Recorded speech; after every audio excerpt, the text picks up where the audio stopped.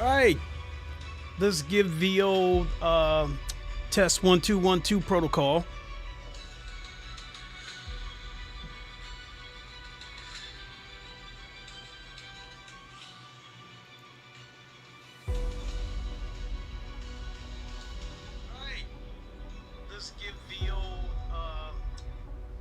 All right, we are good. What is good, everybody? It is the Godfather of VR, the ageless one of the man Lincoln Clay. We're back. What is this? 2 days in a row.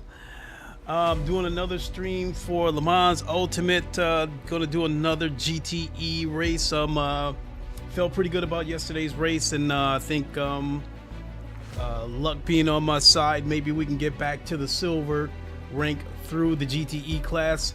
I've always had better luck with the GTEs than the GT3s,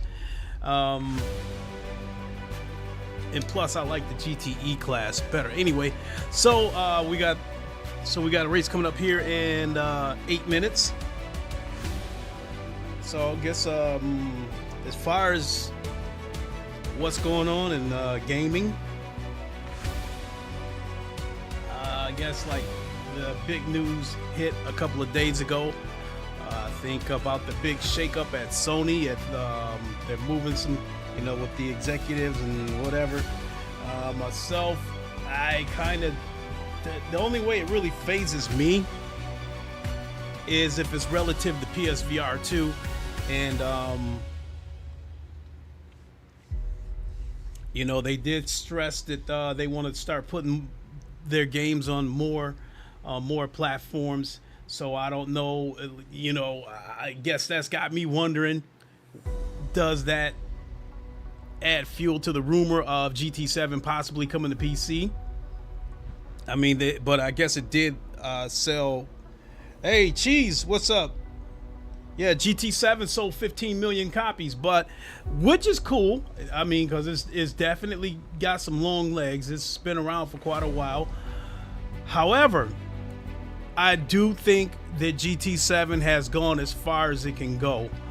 I mean, they can try new creative ways to monetize its current user base, but I don't think there's really anything else they can do on the PS5 to draw in new users, because at this stage of the generation, I think those that are on PC are going to be on PC. Those that are on the PS5 are going to be on PS5. However, I do think that if you were to if you were to put GT7 on PC, I think they could get at least, maybe get at least another 500,000 users on PC, which would get them, if they sell the game full price, could still land them another $70 million. So obviously Sony's chasing after this PC money because they're still doing it, even though a lot of people think that the few pennies they get off of it isn't worth it. Sony seems to think so. However, though, GT7 on PC, if they did do GT7 on PC, I would be curious if it was cross-play. I'd be curious if it had VR support and how that would be implemented, because I do think that GT7 on PSVR, for as much as people love it, I think it is a little bit limited with its features. A lot of PC VR sim racing titles on VR have more features in terms of camera angles and whatnot, but that would be interesting. So in some ways I could see Sony possibly bringing the game to PC, as they I think the Bungie acquisition and the failure of Concord has probably hurt Sony financially a little more than they're willing to admit, because I think they spent $3 billion for Bungie, and the Concord disaster cost them $400 million. So we're talking $3.5 billion. That's a lot of money. At the moment, in my opinion, Bungie has not paid off yet. And from what I've heard about this marathon game that they're working on, it doesn't sound good. The game doesn't sound like it's gonna, move the earth. I don't know. So, okay, we got a little 4 minutes left. The other thing I want to talk about is tonight is the eve of the 5000 series launch. The 5090 and the 5080 will launch tomorrow. In all likelihood, I won't be able to get one because the bots and scalpers are probably going to scoop up the first batch. But nonetheless, I am still going to try to get a 5080. I already have a 5090. That's a little bit of a, that's a quite a pricey jump, $2,000. 500 million. Oh, you're talking about the Concorde disaster. Yeah, 500. Ew, that hurts even more. Yeah, coming back to the GPUs. Yeah, I'm going to try to get a 5080.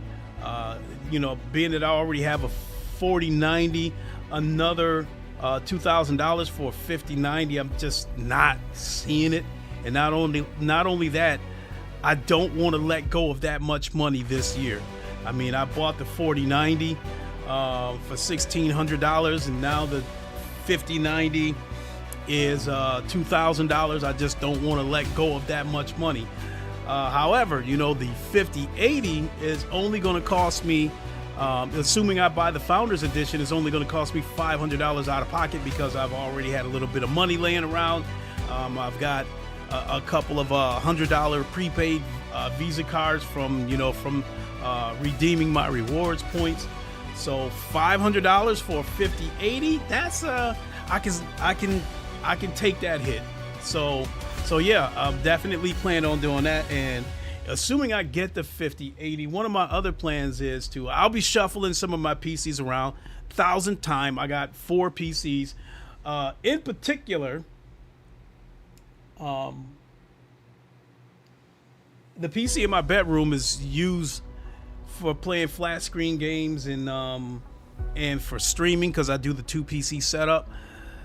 But if I get the 5080 and I move some things around, what I'm looking to do is I think the next move is going to be to buy the Camus C5 wheelbase, and I might look to do some Forza and F1 24 streams from my bedroom, but there won't be any camera on because you know, I got the PC in my bedroom.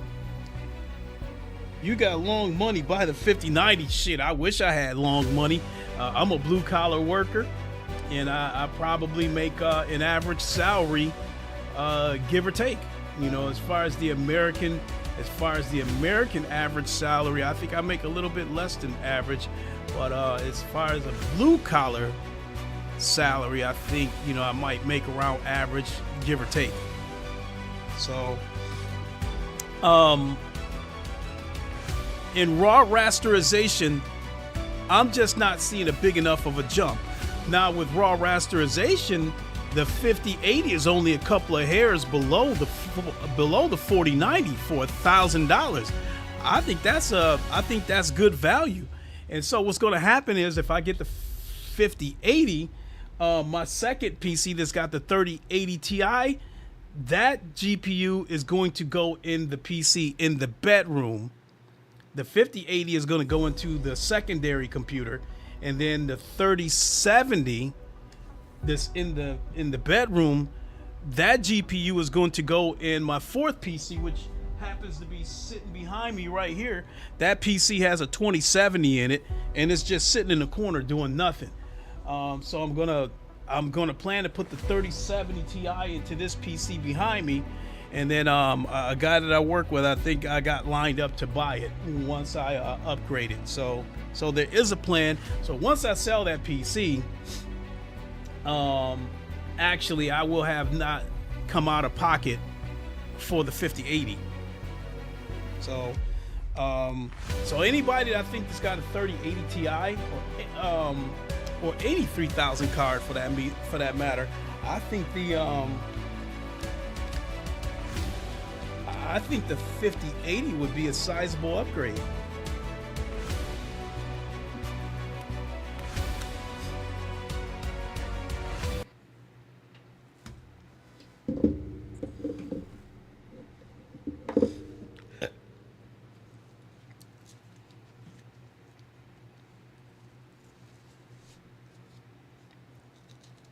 mean, at the end of the day, the 4090 does what I need it to do.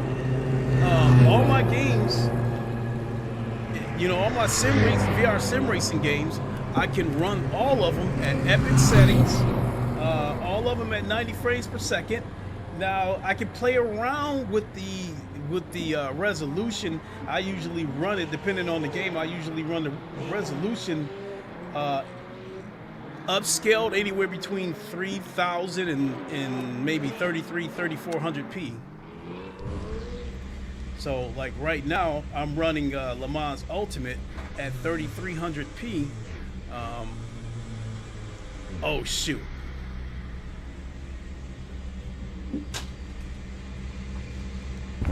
That's 2 minutes left. 2 minutes. Got a problem. Forgot.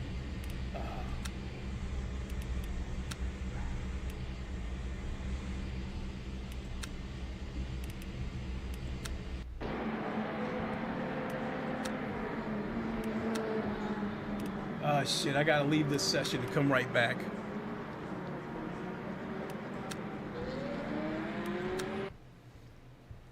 I forgot to set the that's the end of the session. 8th place.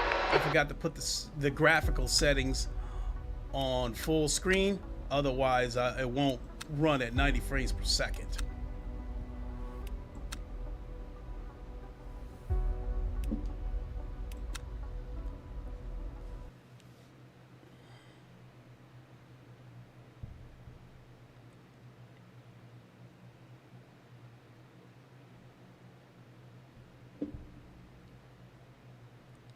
Not getting that lap of practice in just might hurt.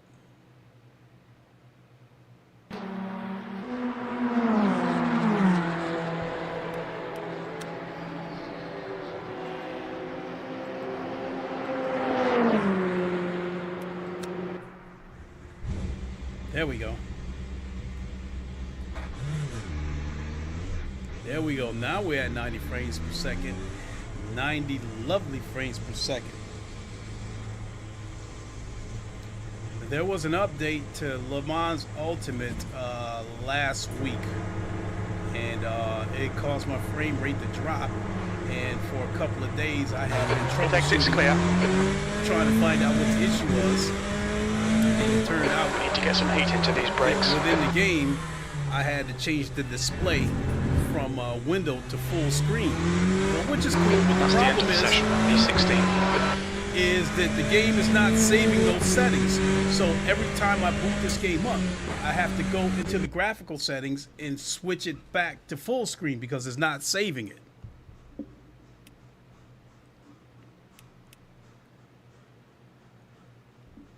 Oh, I'm in split 2. All right, let's go.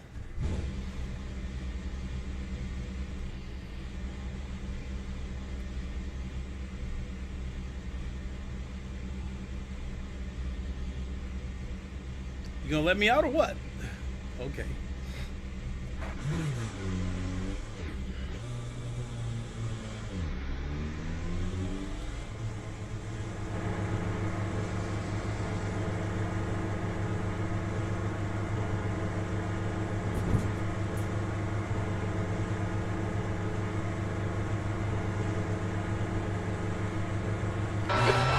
Stay behind the line. Alright, Clay, we've got 6 minutes to get a decent lap in. The brakes are cold, be careful.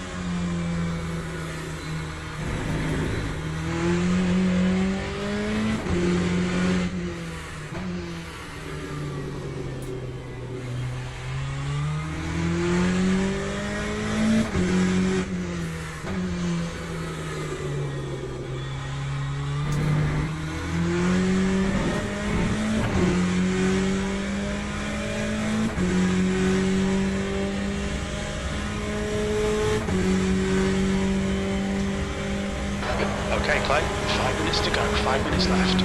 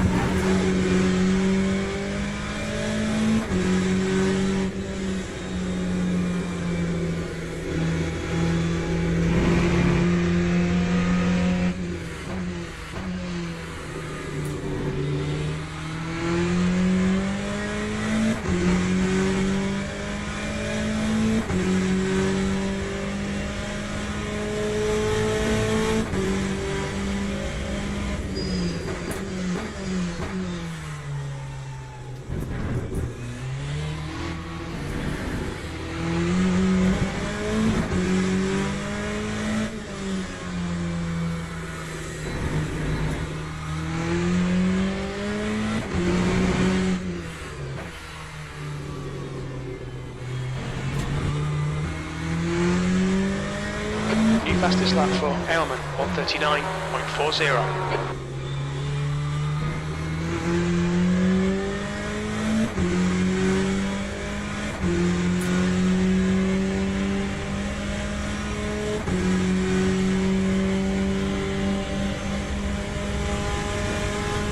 Time 1:40.25. Your brake temperatures are looking good. Sector 3 is 0.40 off the pace.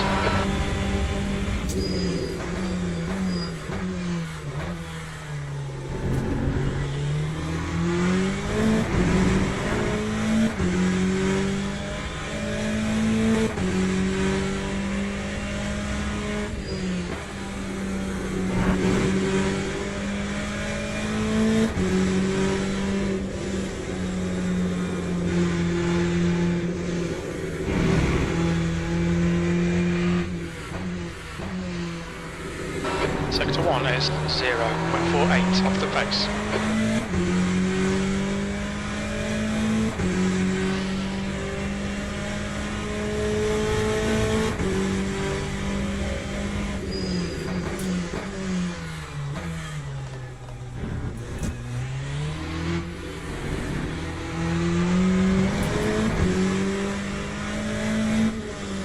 You're a tenth off the pace in Sector 2.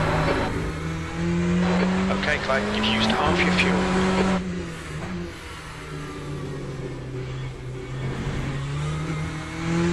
Just 2 minutes left, 2 minutes to go. Fastest lap for Ailman, 1:38.64.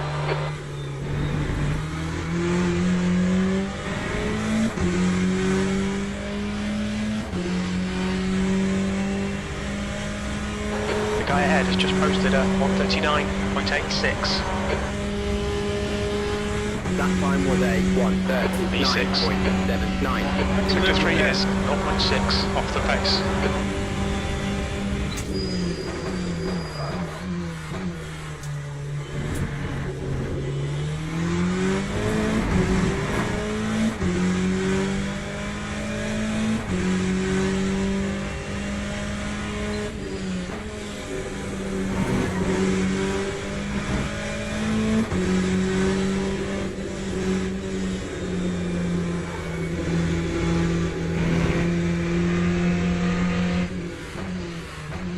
Sector 1 is 0.37 off the pace. Your left front's hot.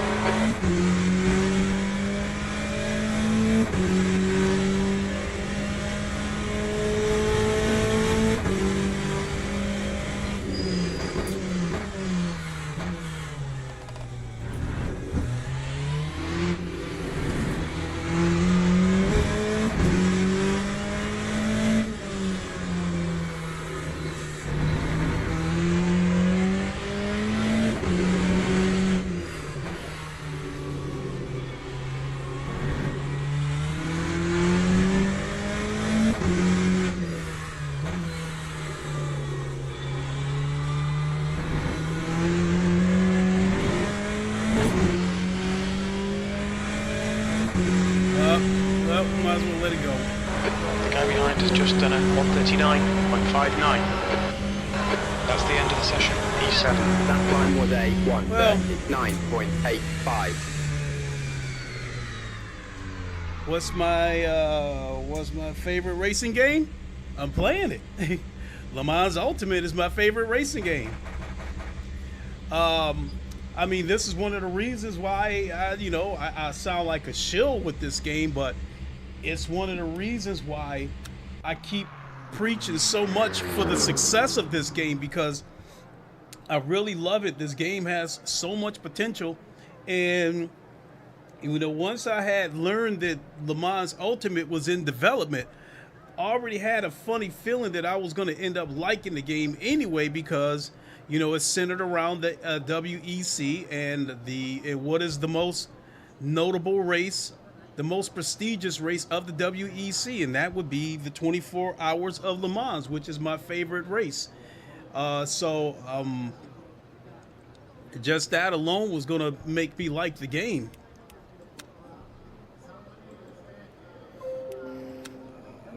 Let's see here.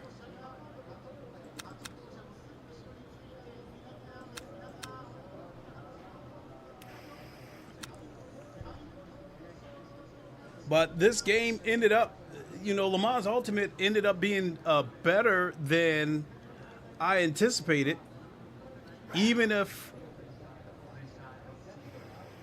the game is basically a polished R Factor 2, it still turned out better than what I thought it would be, because, it's just like, it's a beautiful game. It's a lot of attention to detail, really good physics.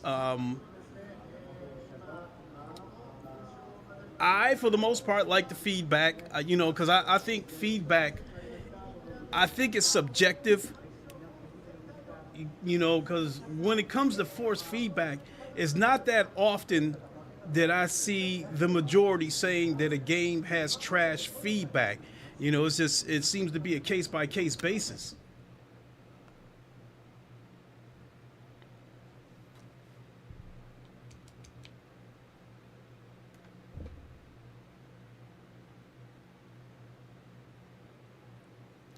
Shoot, I did all that. I turned in those really good. I turned in that really good lap time. I turned in that decent lap time and didn't even change my brake bias, to favor the rear.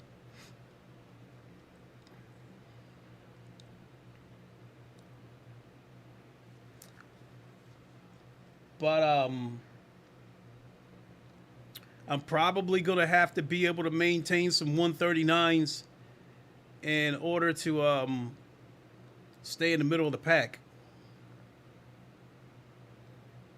Naturally I'm gambling on some people wrecking, but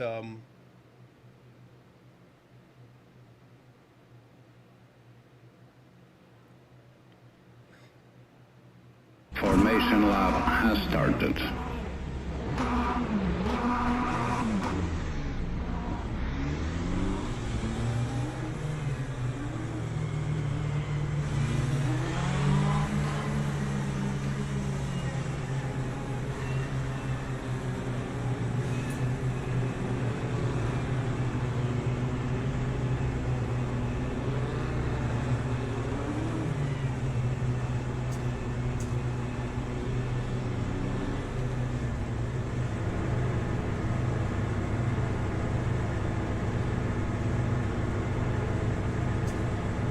Green flag. Green flag.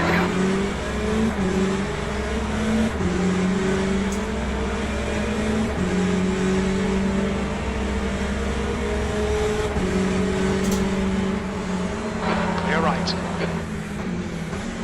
Sector 1 is yellow.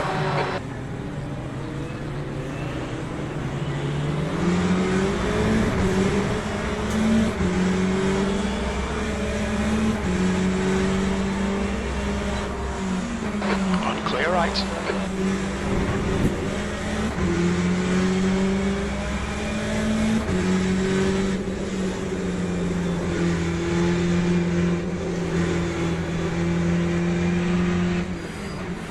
We can see Lapadula and Oliveira have spun out.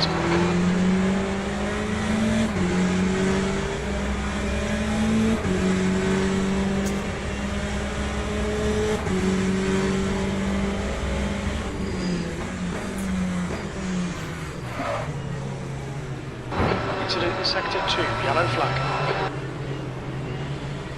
We think Tony has spun off. Green flag in Sector 1.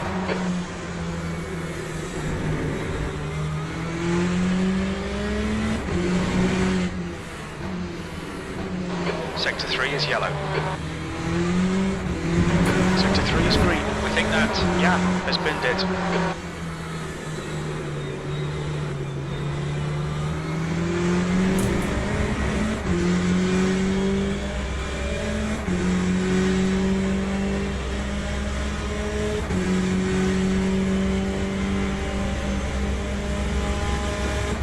That time was a 1:50.79.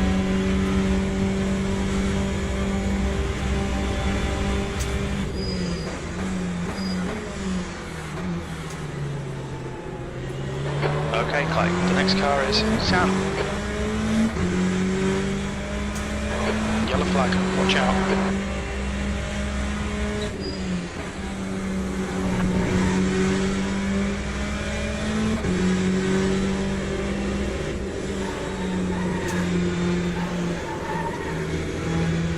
Sector 1 is now green.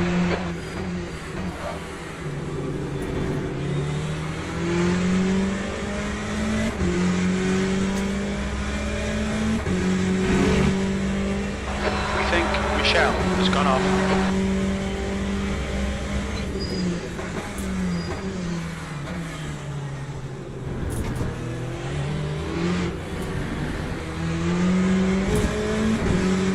Sector 1 is yellow. We think that Oliveira has crashed. Green flag Sector 1. Yellow flag in Sector 3. Green flag, Sector 3.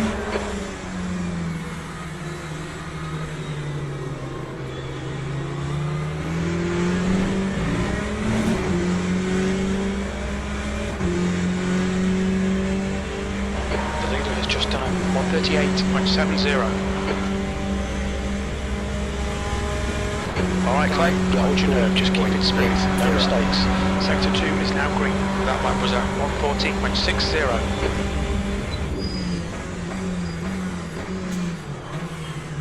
Clear right. Don't panic, we'll get him back.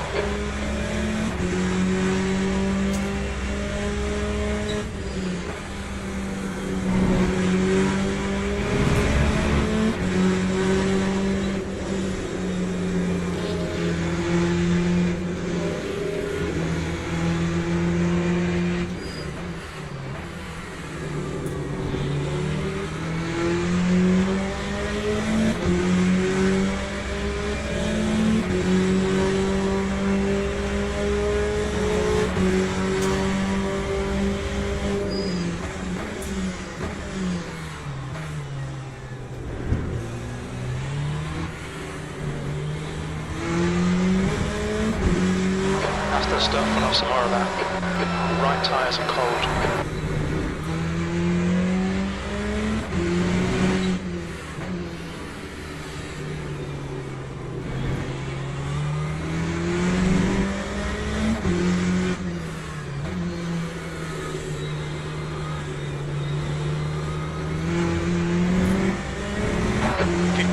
Left, that's 15 minutes.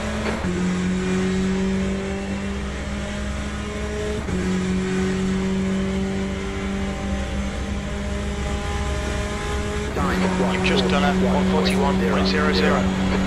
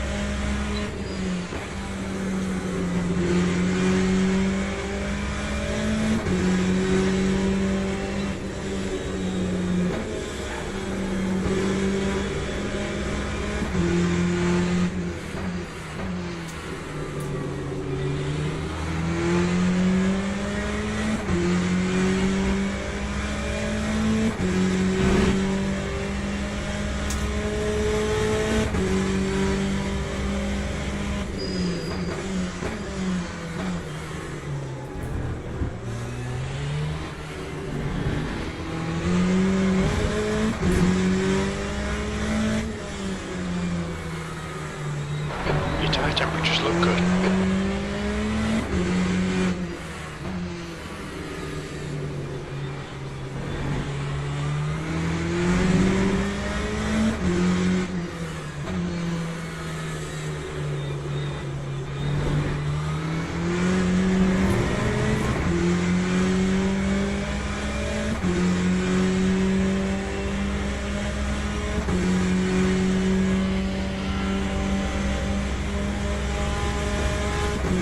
Good lap, that's your quickest today.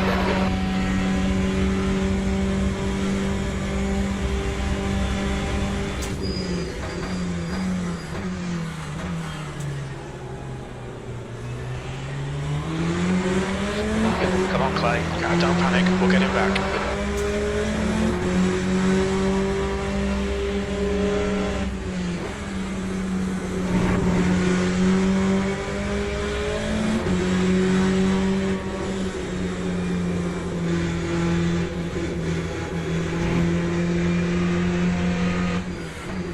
Seventh position.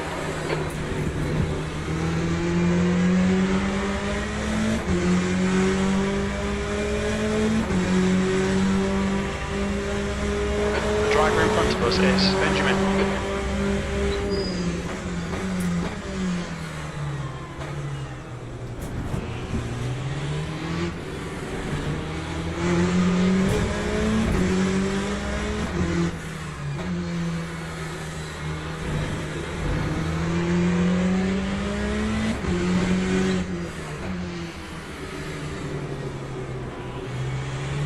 Yellow flag, sector 3.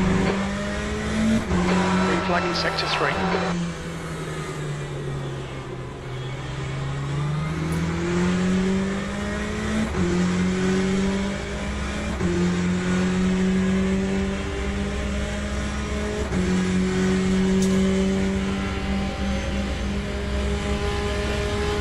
That time was a 1:41.44.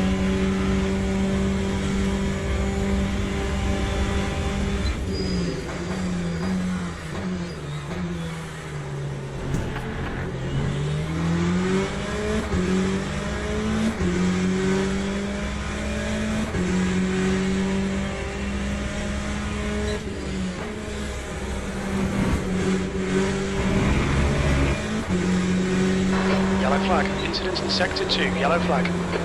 Sector 1 is clear, green flag, sector 2. It looks like Ailman has stepped in. Your left front is hot.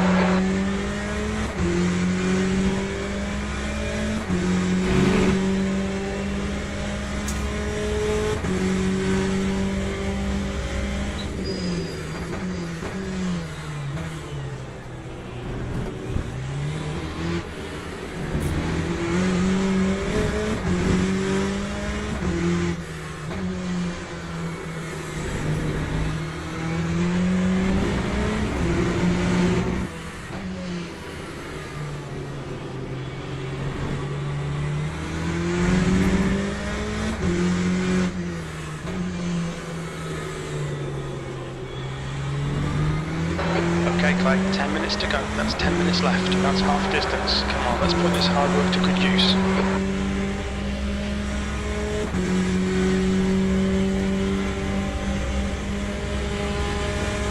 The answer, Benjamin, ahead is now 1.2. Your last lap time was at 1:40.25. Sectors 1 and 2 are 0.47 off the pace. Sector 3 is 0.2 off the pace.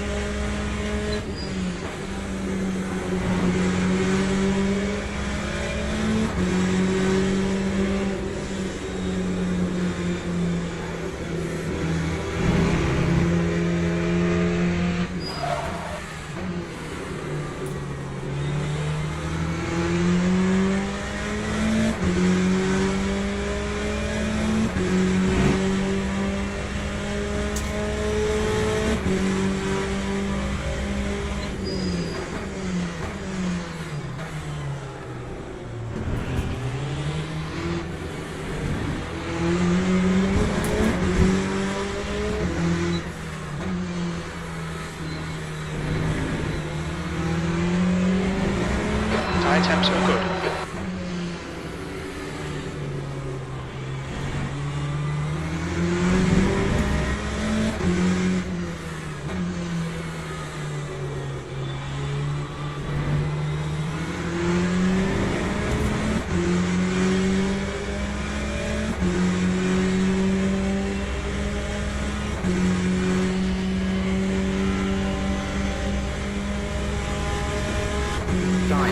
Okay, Clay, you're halfway home. You've got plenty of fuel.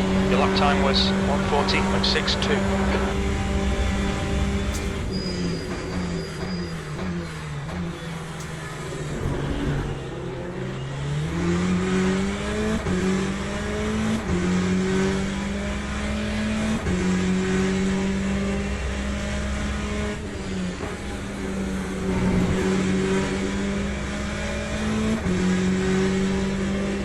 Gap to Benjamin in front is now 1.0.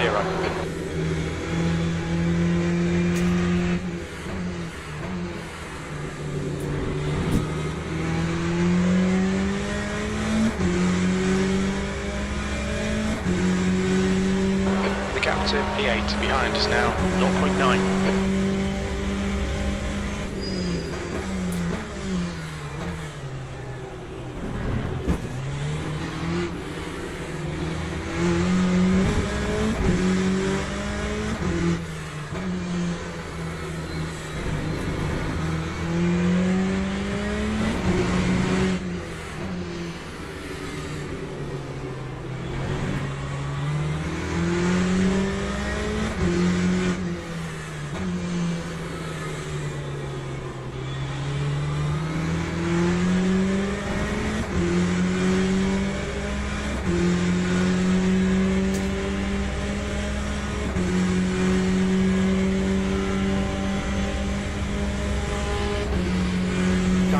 Sector 1 is 0.6 off the pace.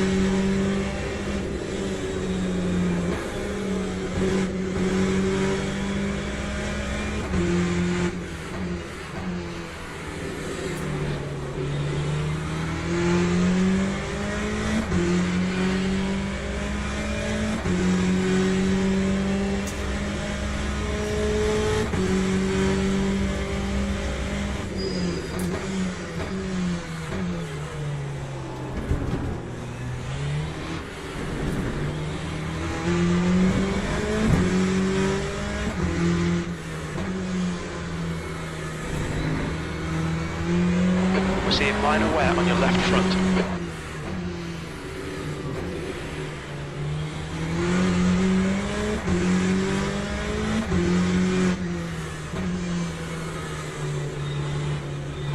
Five minutes to go, 5 minutes left. Okay, Clay, there are chances here. Let's make sure we can take them.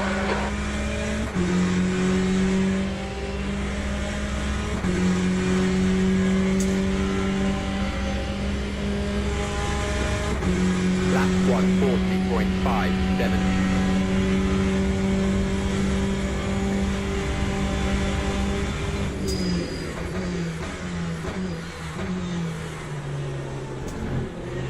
The gap to Emmanuel behind is increasing. It's now 1.1 seconds.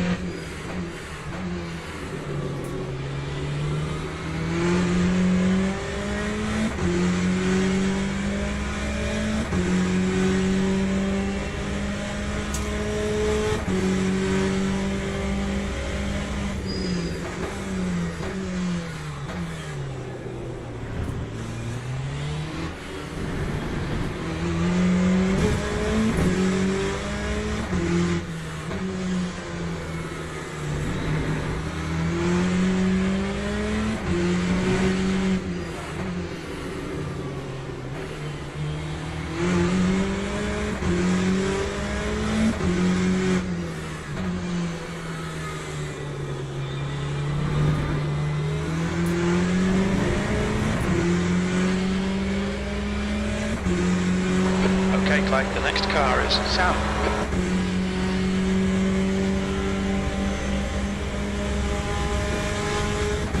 Sector 1 is 0.7 off the pace. Lap times are pretty consistent.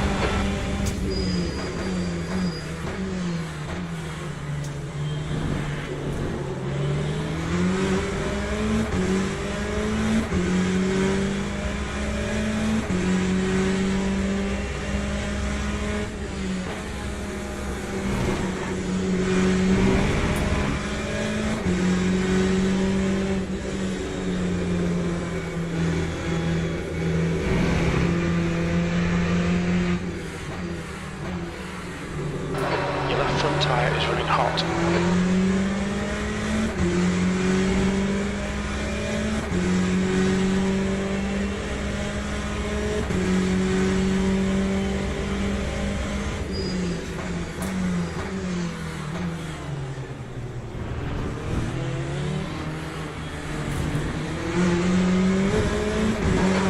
To go, 2 minutes.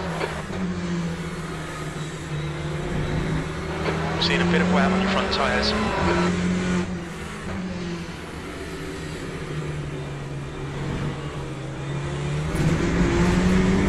Incident in Sector 1, yellow flag.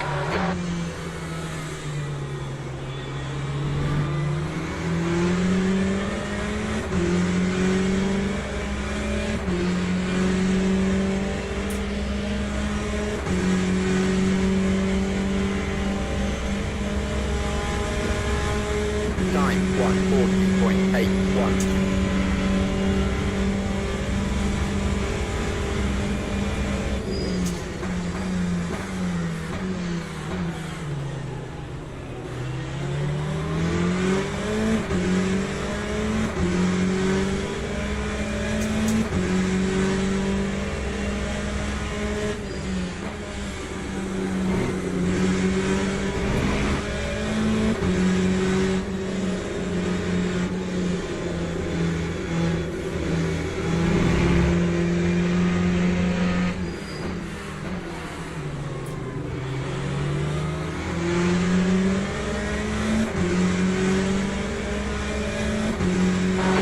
Flag Sector 2. It looks like Emmanuel has binned it. Green flag Sector 2.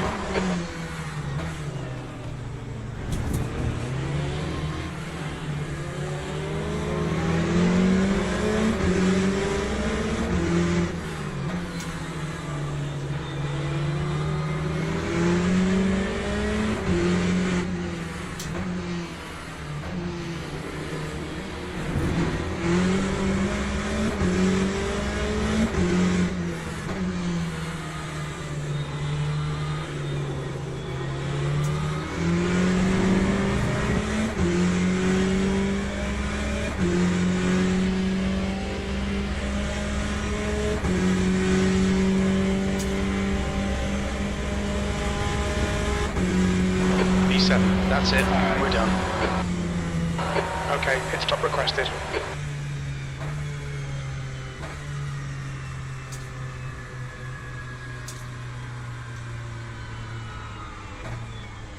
Well, at least as far as the cars in front of me, that was a clean race.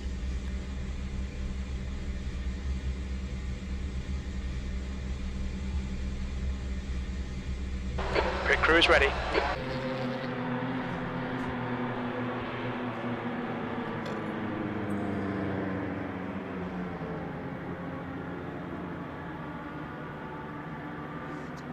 All right, I see your comment, Cheese. I'll respond to that in a second after I see, I'll respond to your comment in a second, Cheese, after I see what I got for rank.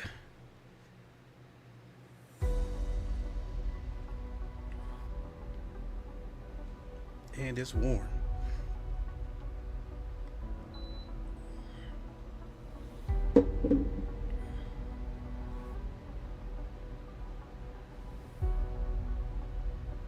Ouch.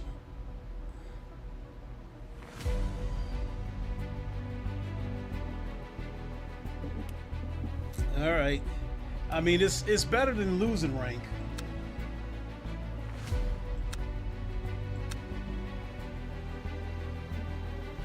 we'll do one more. Do the GT3 at Sebring. And look at that. All mostly McLarens.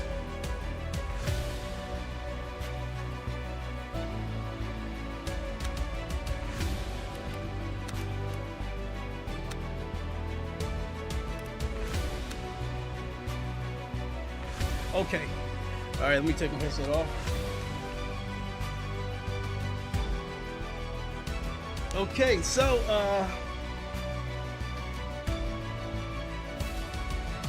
said using your wife's credit card. Using my wife's credit card to get the Sony mixed reality headset. With me luck is $5K. Thing about it is with that Sony mixed reality headset,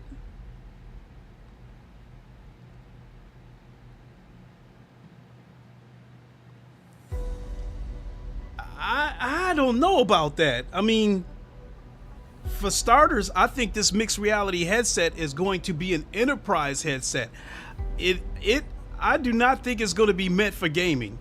If it is meant for gaming, it's probably going to be a PC headset, because I don't think, I just don't believe that the PS5 would have enough power to run that thing.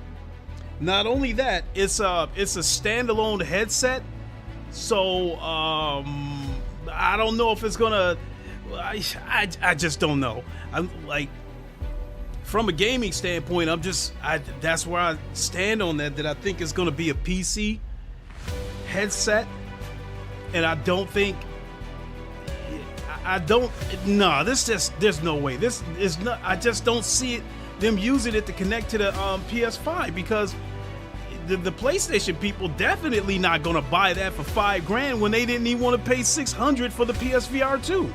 So I can't see that headset.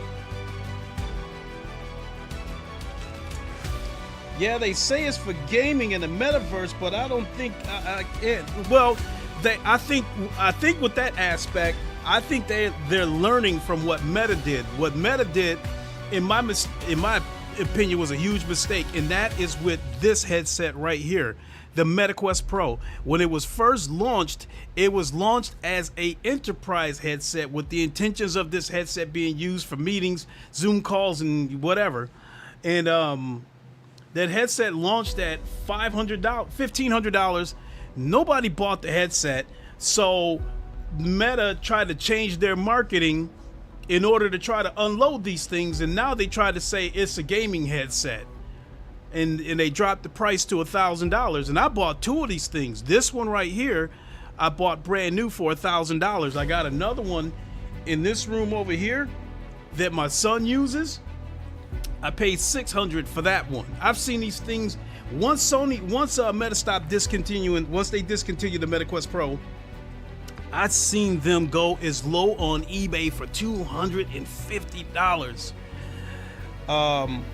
This is a mixed reality headset, but I would say if you want a mixed reality headset that gives you bang for the buck, I'd say the Quest 3 is your headset.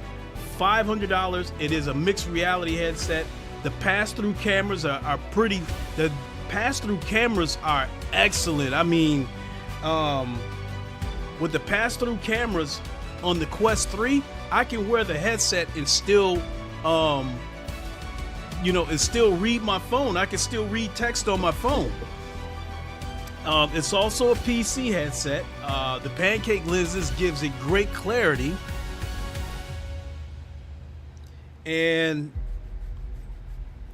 the reason I prefer to use my Quest Pro over my Quest 3 as a PC headset is because the Quest Pro has dual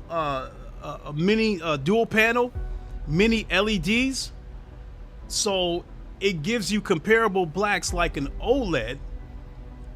The colors have more pop than the Quest 3 because the Quest 3 is a single panel LCD panel.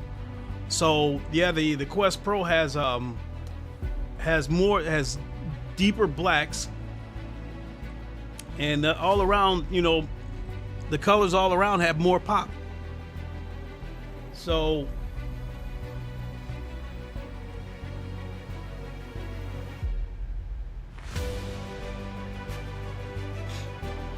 I don't know, $5,000 for that headset. And I thought 3,500 for the Apple Vision Pro was absurd, but $5,000? I mean, like I said, this has to be an enterprise headset.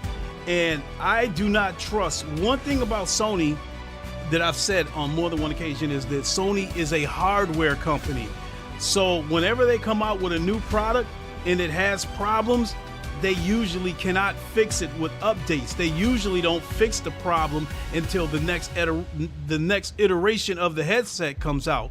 So to put that in, you know, simple terms, if I were to use the PS3 as an example, any physical problems that the PS3 had was not getting fixed until the PS4 came out. They could not fix it with software updates. And I think it would be the same thing with this mixed reality headset that Sony's coming out with. I don't exactly trust their tracking. So all that being said, that if this mixed reality headset is buggy, again, I don't think it'll be fixed until the next iteration of that headset comes out, if they make a next iteration. Or if they can fix it with software updates, it'll probably take about a year. So, all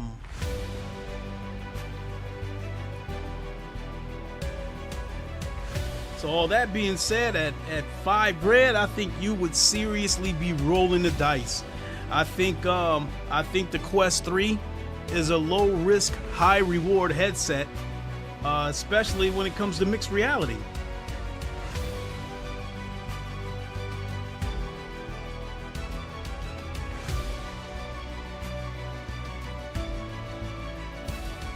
We got 30 seconds. One second, folks. Be right back.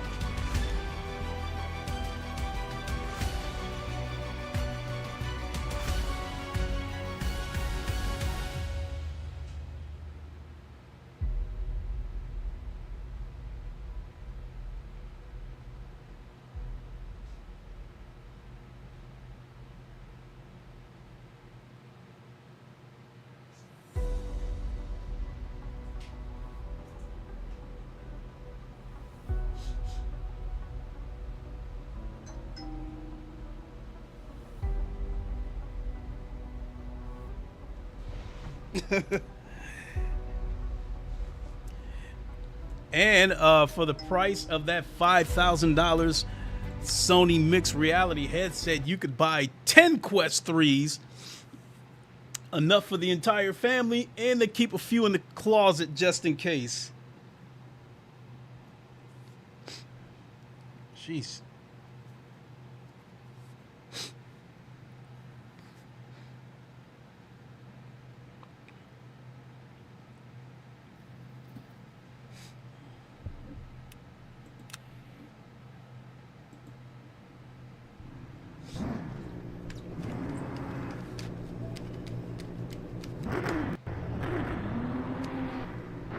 I love this track, but turn one I find to be a problem.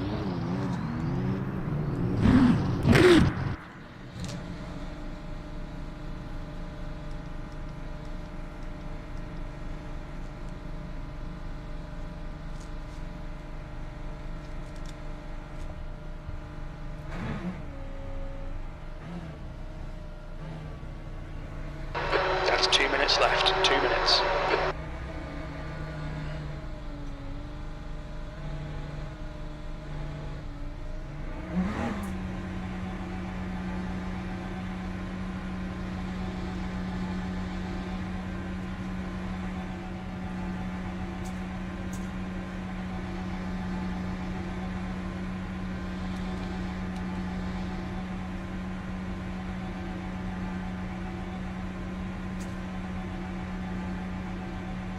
All clear on pit exit.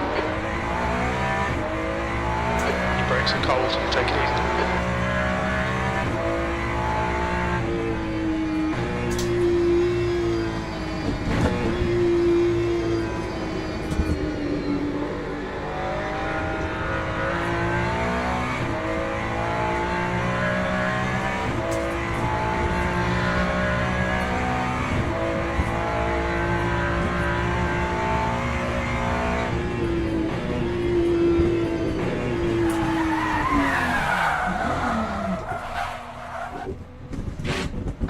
Yellow flag, sector 1. Well, so much for that.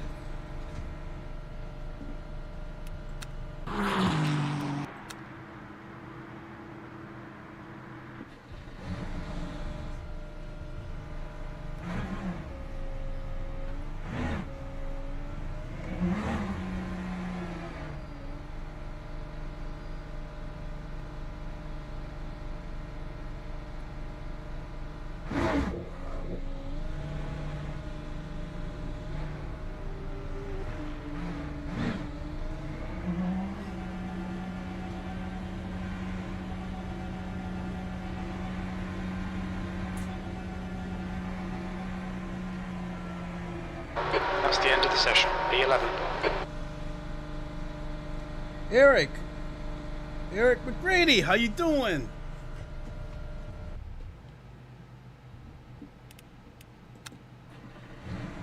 So,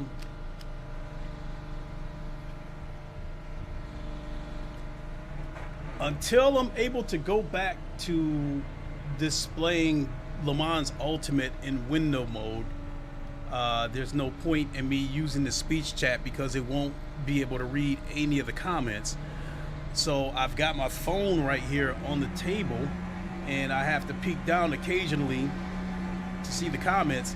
And so once the race gets started, I'm not really going to be able to look at the comments. Not only that, with me moving my head all over the place like that, it'll affect what you guys see.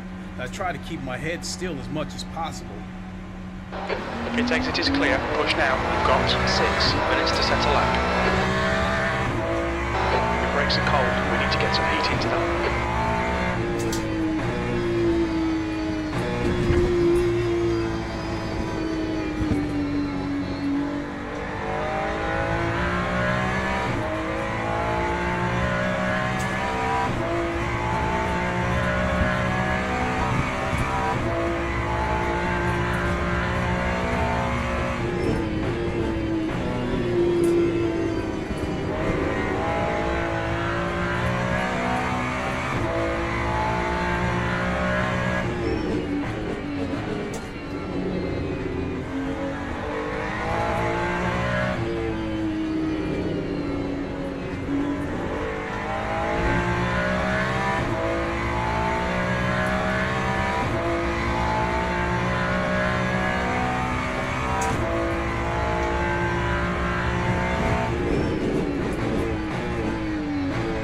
Like the tires take longer to warm up too with these GT3s.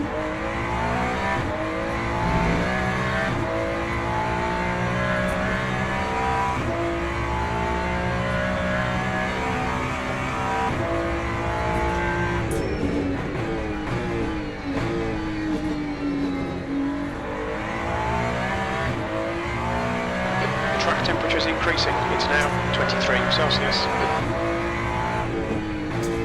Alright, Clay, 5 minutes to go, 5 minutes left.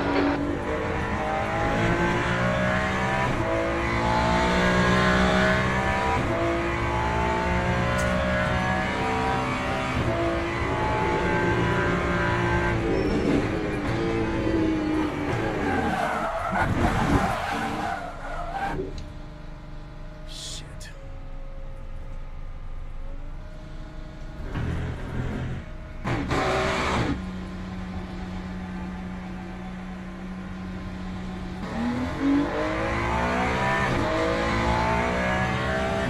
That's a new fastest lap for Abel, 205.01.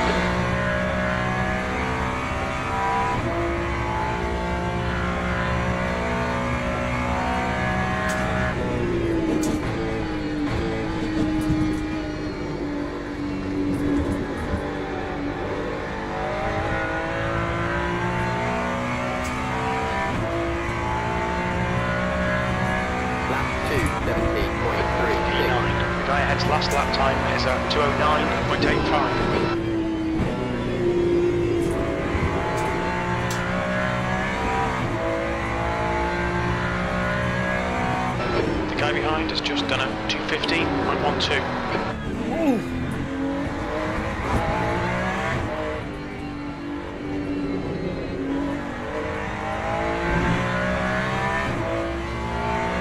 This ain't gonna end well.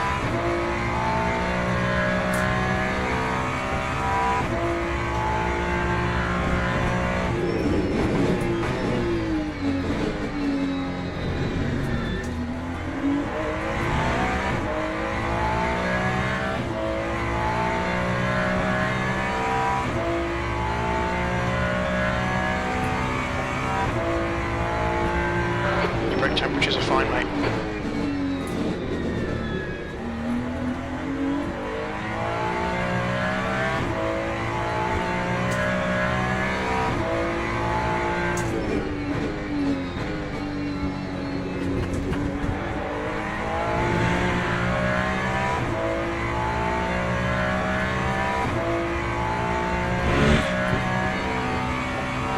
Tyres are cold, watch out. Sector 2 time is okay.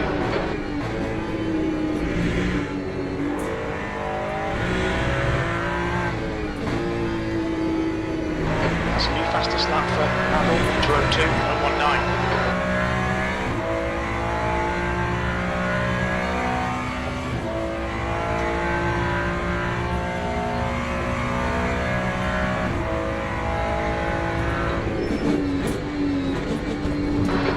To go, 2 minutes.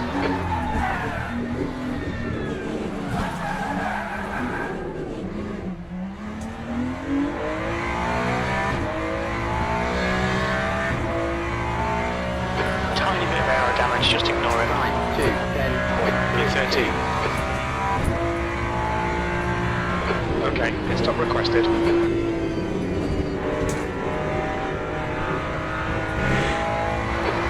Just done it, 202.06.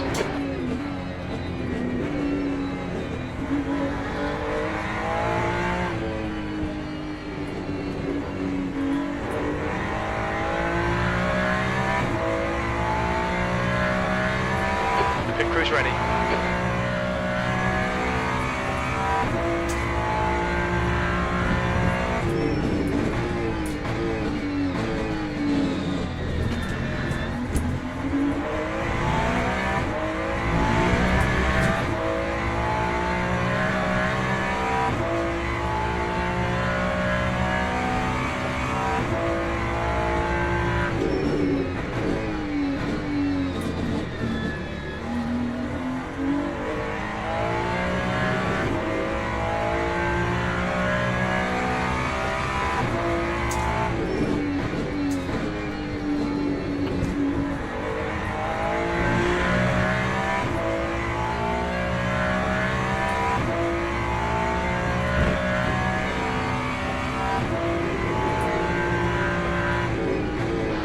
Fastest lap for Pavel, 201.6, car right side's clear.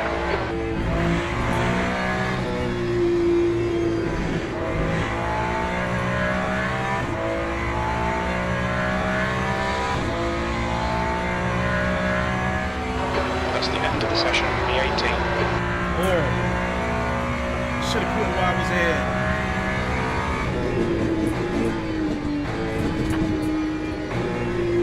Right side's clear.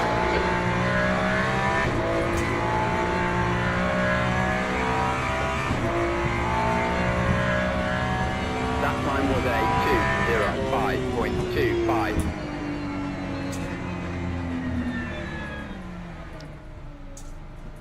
If I'm capable of getting into the 202s.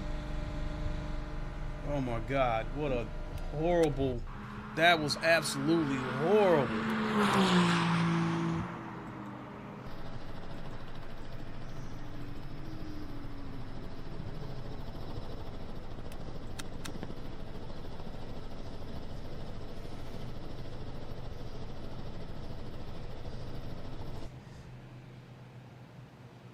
Yeah, no offense. Glad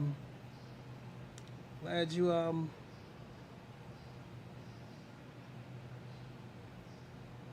Oh my God, that's what I hate about that heart being in the way.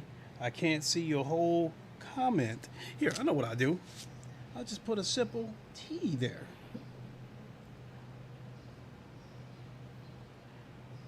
Yeah, no offense. Glad you took that off. Oh, the speech chat. Well, I mean, the problem with putting a chat window inside the car with me is, number one, I'm going to keep looking up at it, so I won't be able to focus on the track. Number two, it turns out that opening a window inside this headset takes up resources. So it does tax a PC a little bit more, whereas the speech chat taxes the PC less. And not only that, I can still listen while I'm driving, so I actually prefer to use the speech chat. But I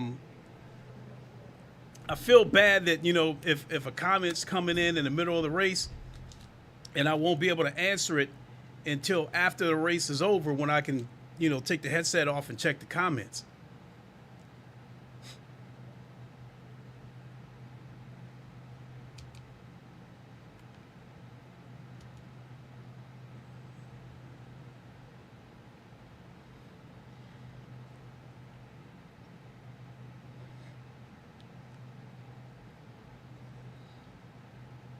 This is bad. And because of where I'm at, if I want to finish in the top 10, I'm going to have to be aggressive. And that means that I'm going to have to do stuff that I do not like. And I might have to do a little bit of dive bombing.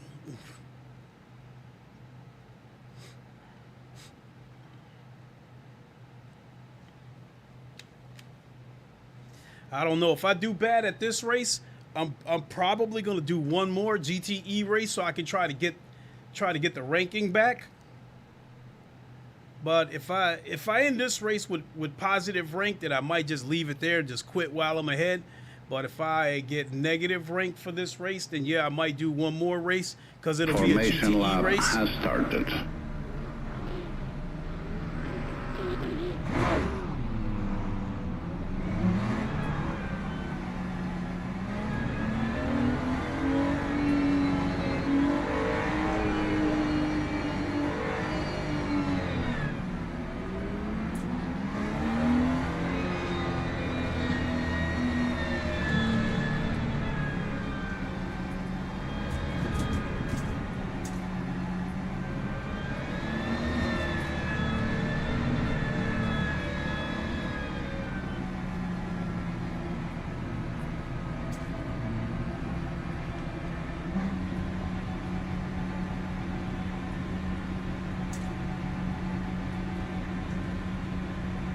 Green flag, green flag.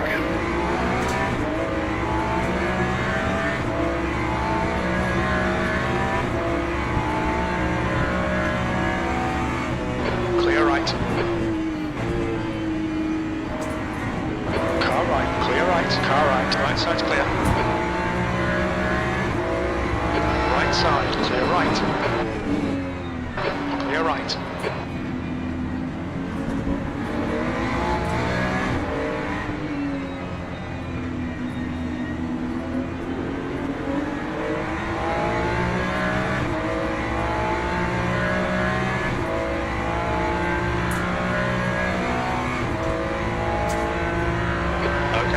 Decent start, we can build something from here. Clear right.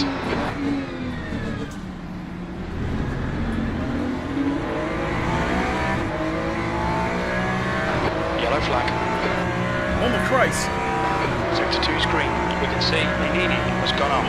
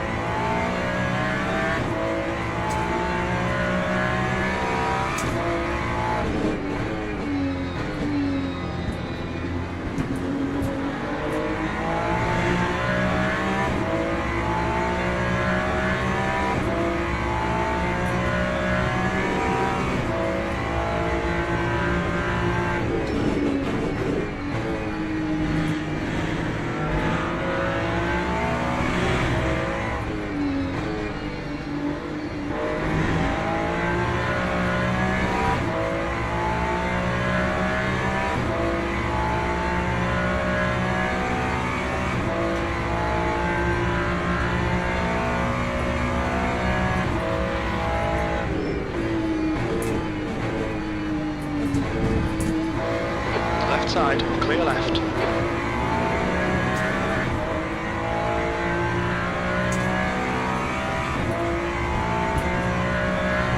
Lap 2, 19.33.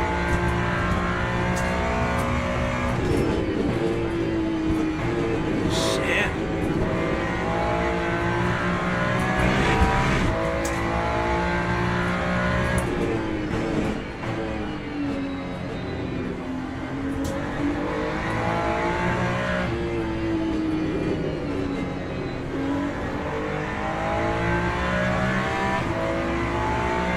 Car ahead is Dumont.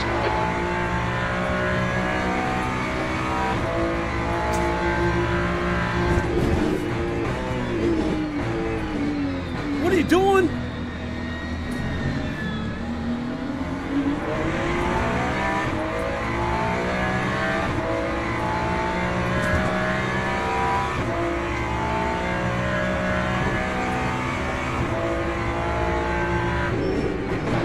Okay, Clay, the next car is Lewis.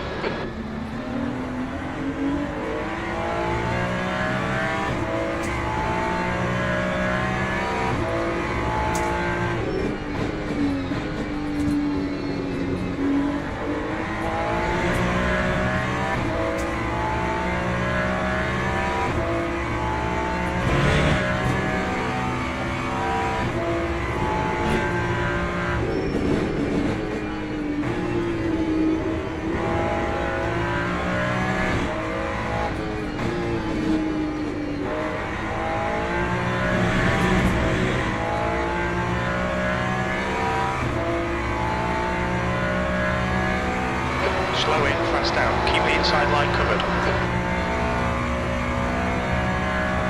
The leader has just done a 2:02.35.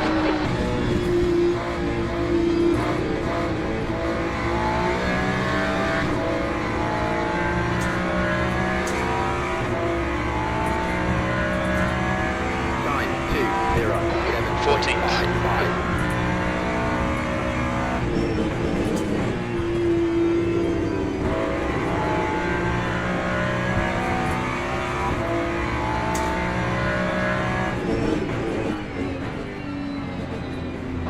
Yellow flag, keep your wits about you, mate.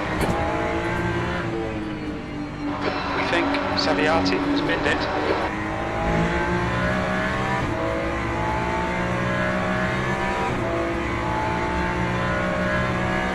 Don't think about the lap times, just hit each and every apex. Alright, Clay, 15 minutes left, that's 15, car clear left.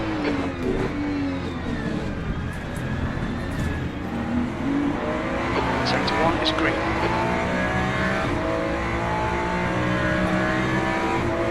You've taken a tiny bit of bodywork damage, but you won't feel it.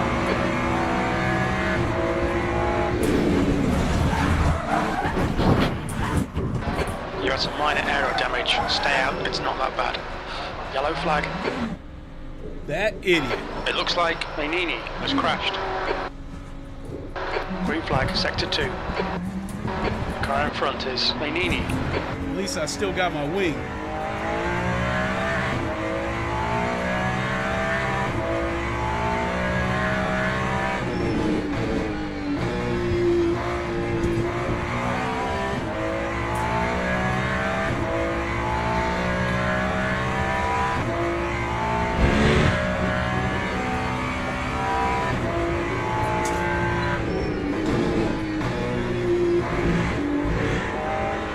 The leader's just done a 2:01.59.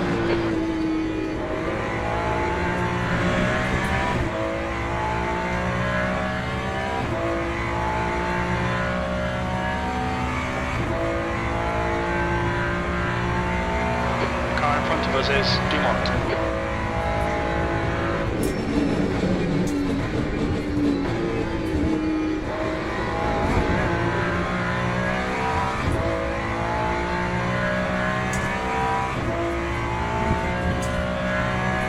Time 2:21. 16th place.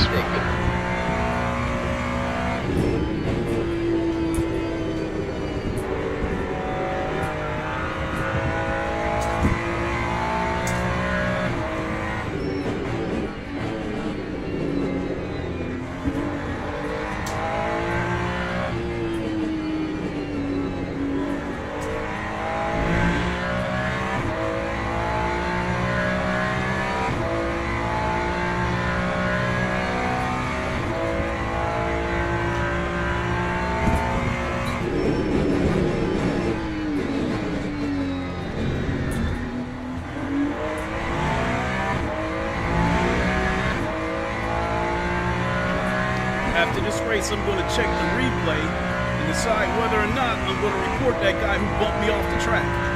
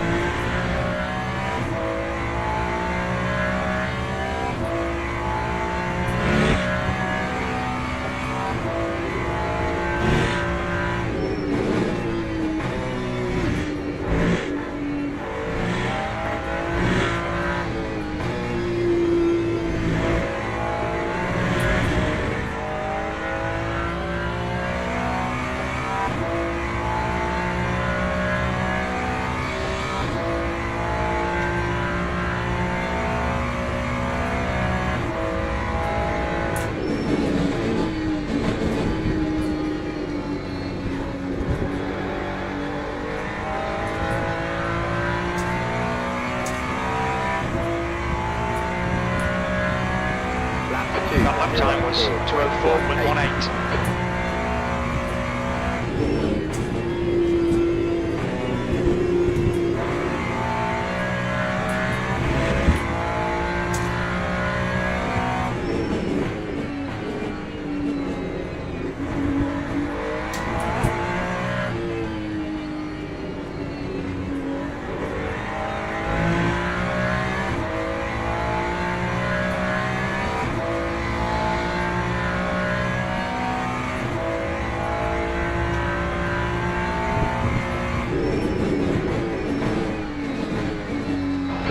Flag sector 2. Green flag in sector 2. We think Rysen has binned it.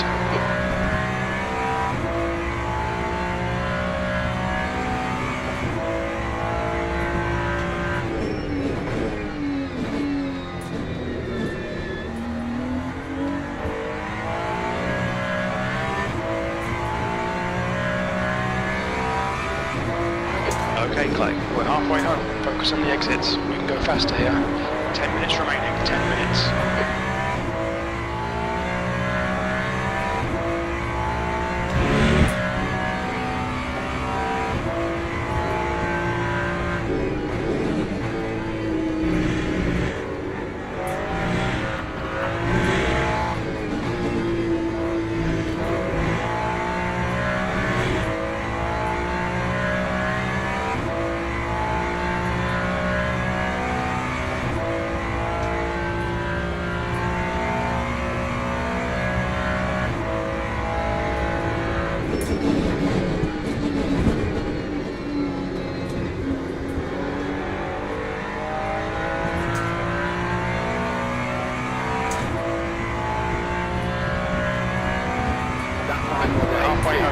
Looks okay. That lap was a 2:03.72.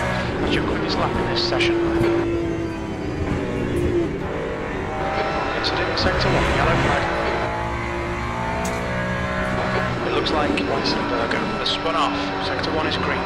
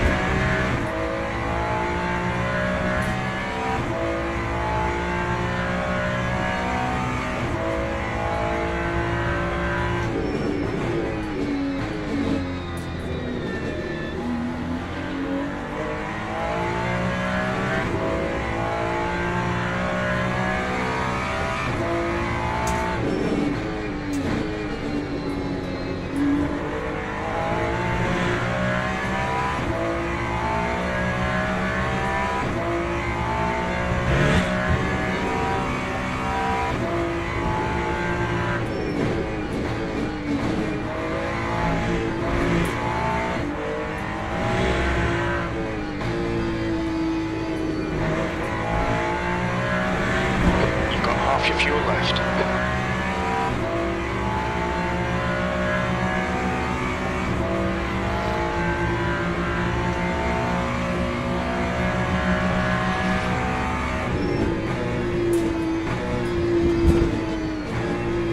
Come on, Clay, nicely done.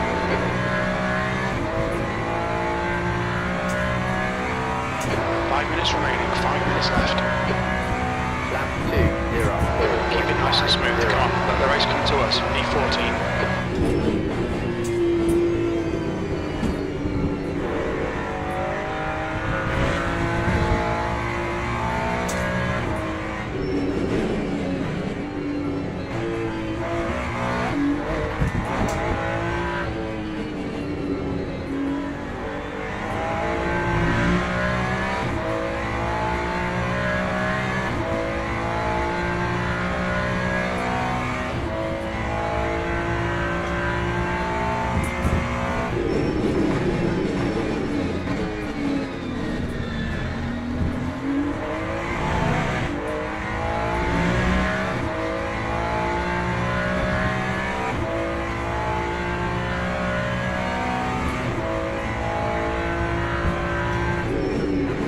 Right, the guy ahead of us is Lewis.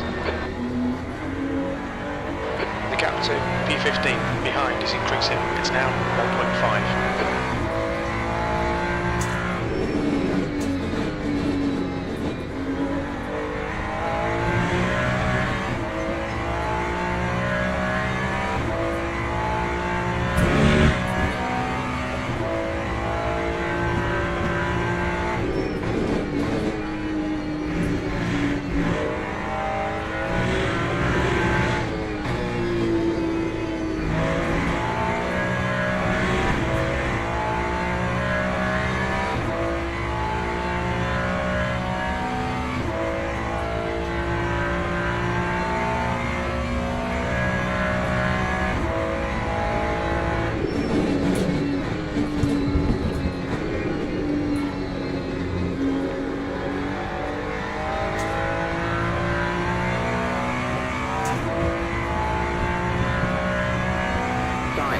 That was 203.89.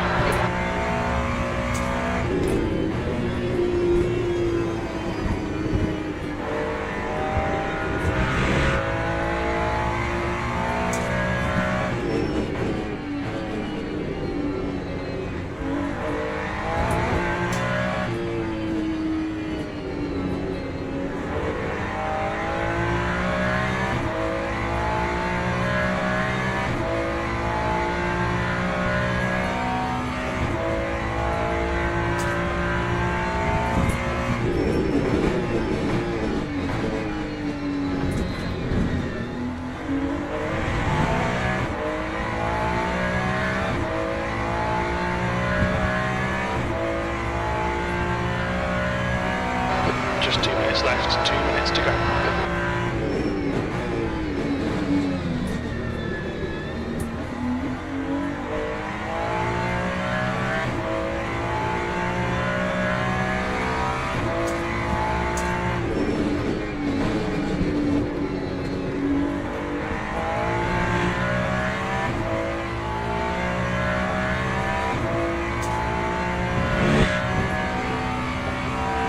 Yellow flag.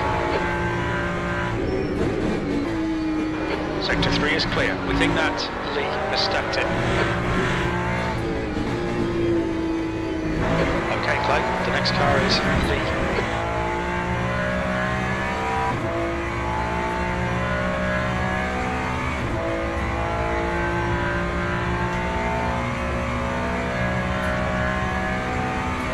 Incident in Sector 3. Sector 3 is yellow.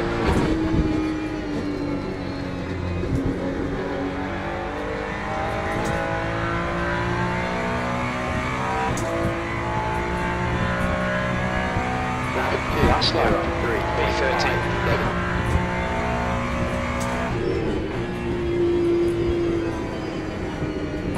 The guy in front is Lewis.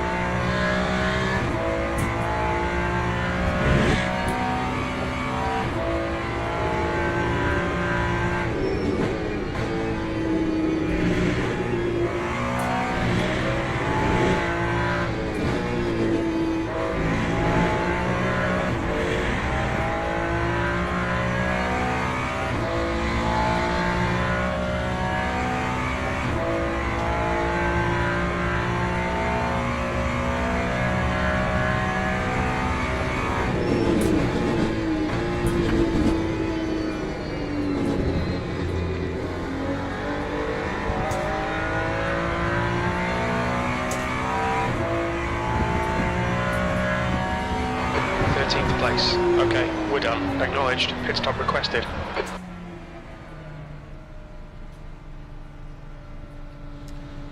All right, so let's go back and watch the replay. And that idiot that blatantly bumped me off the track, and then decide whether or not I'm going to report him.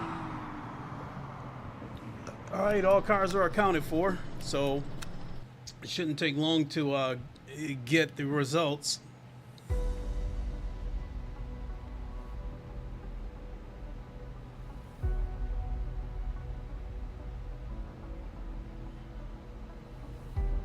Oh, Nick, wait a minute.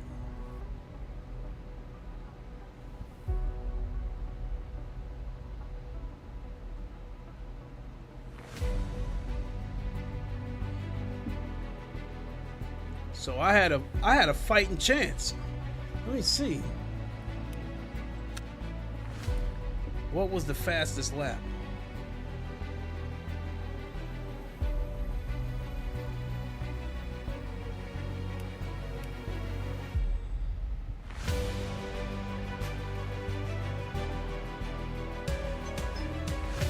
.203.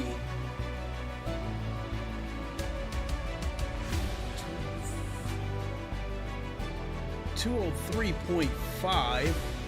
The fastest lap that I'm seeing here is 201.5. So about 5 seconds, 2 seconds off the fastest lap.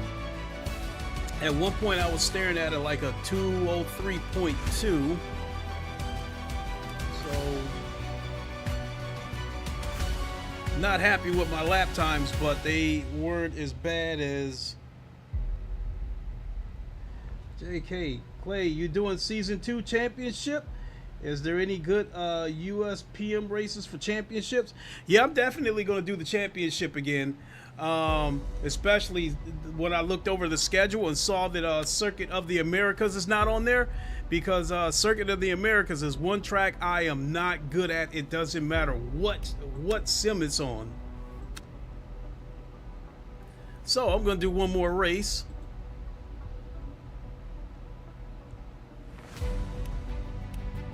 I feel better about my chances with the GT3s. I'm better at Fuji, and I love GT3s, and I'm not too bad with this Corvette. Got to run to the bathroom. Be right back. Oh, that Juan Salazar! I raced against him yesterday when that stupid Lee guy was swerving all over the place, taking people out. Be right back.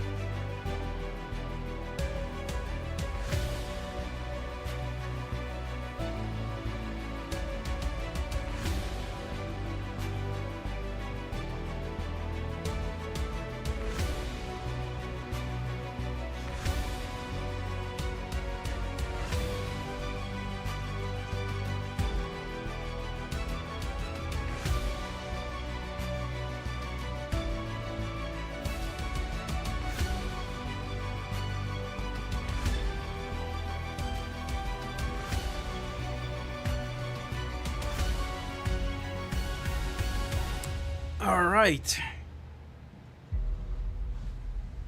So yeah, you're doing season 2 of the championship. Is there any good USPM races for championships? To answer that question about the online championships, most of the action takes place like during UK primetime hours. So like as far as Eastern time goes, I mean, I could show you real quick for the next upcoming championship. So I got like 2 minutes. I can show you real quick. So like GTE fixed right here.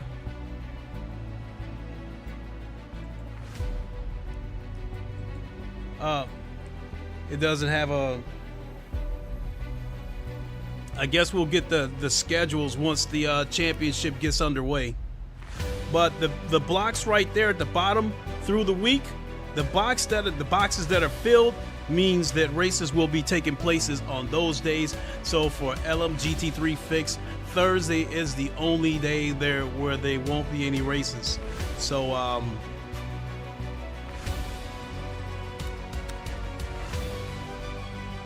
let's see here, multi-class. Yeah, Thursday, Friday, Saturday, and Sunday. No races on Monday, Tuesday, and Wednesday.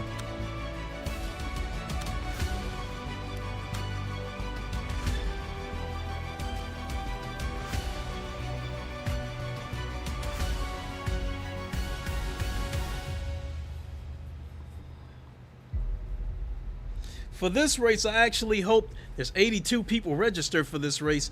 For this race, I actually hope that I am in the second or third split, because if they put me in the top split, it's going to be tough to get rank, because you know, as far as qualifying and finish, you get positive rank for finishing in the top half, you know, for finishing and qualifying in the top half. The rest of it depends on where you were expected to qualify or finish versus how you actually did. All right, time to suit up.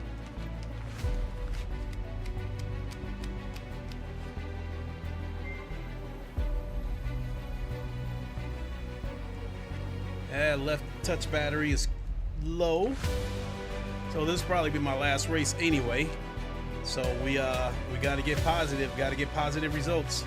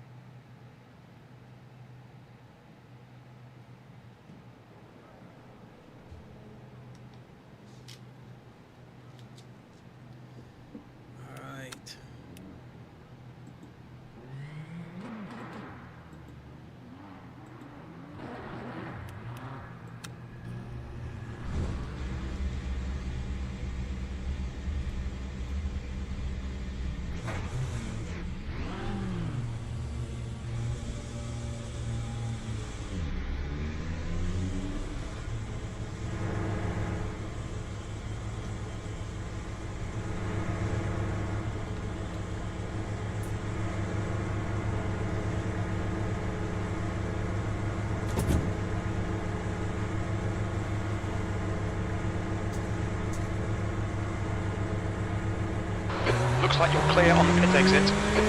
Your brakes are cold, let's get some heat.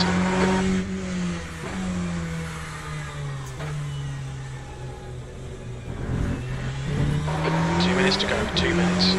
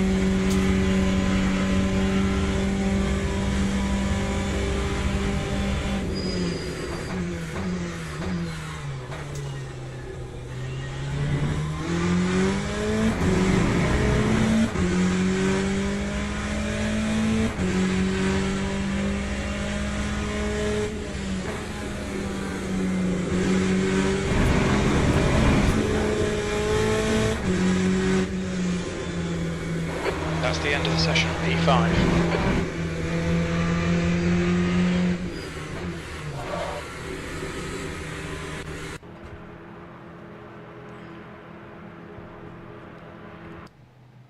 Oh, I'm in the top split. Oh my goodness.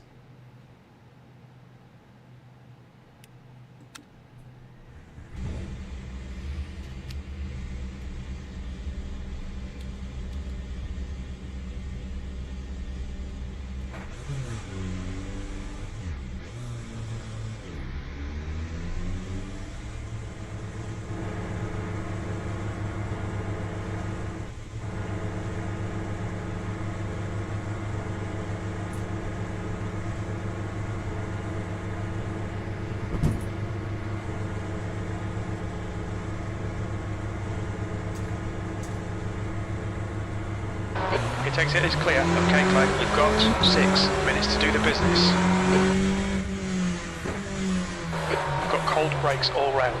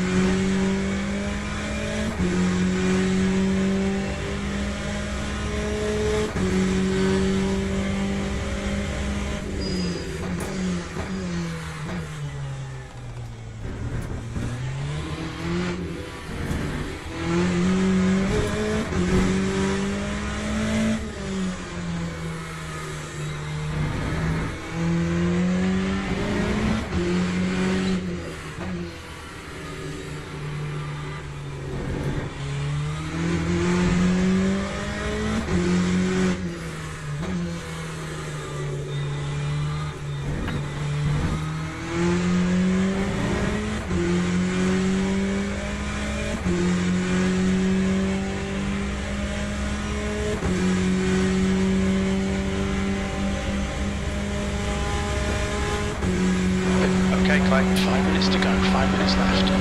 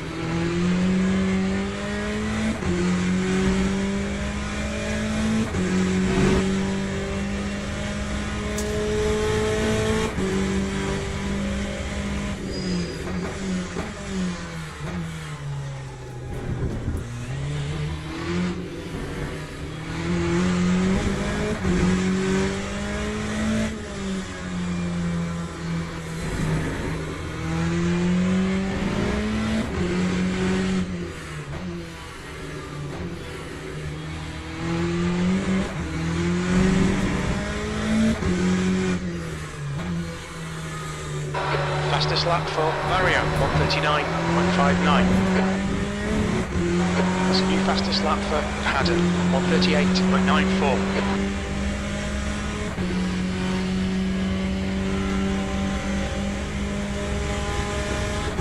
That time was a 7th position. 1:39.89.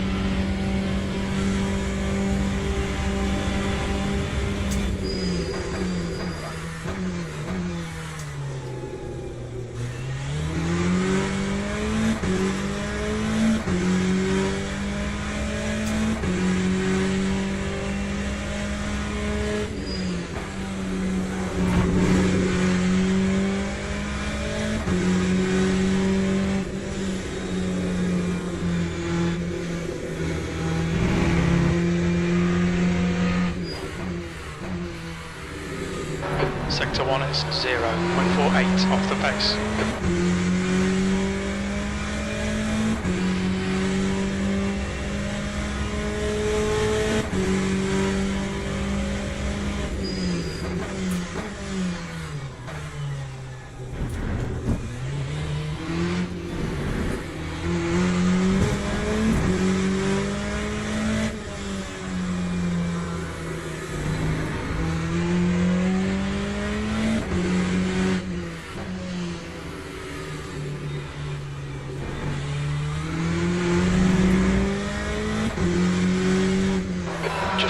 laps left, 2 minutes to go. Fastest lap for Mazzato, Damn, did I lose some time. 138.40. Alright Clay, you've got half your fuel left.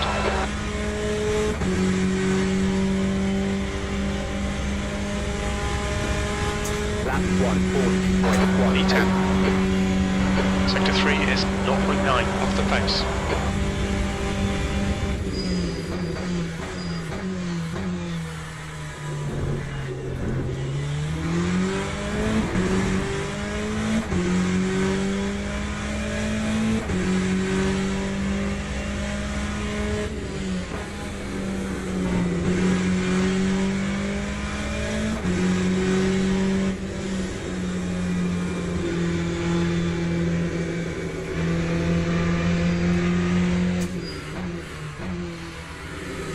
Sector 1 is 0.6 off the pace.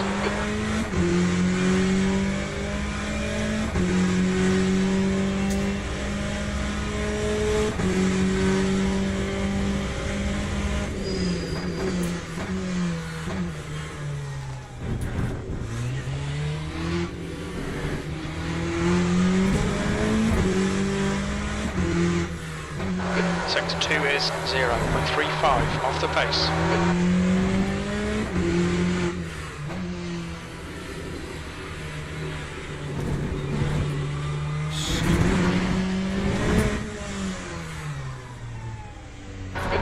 Watch these track limits. New fastest lap for Mazzato, 138.27.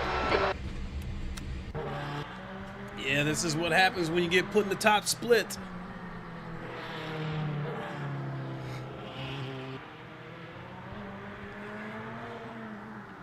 That's the end of the session. 10th position.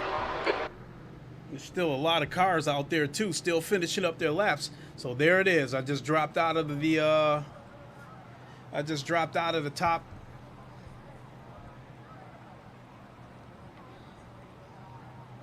I just dropped out of the top half.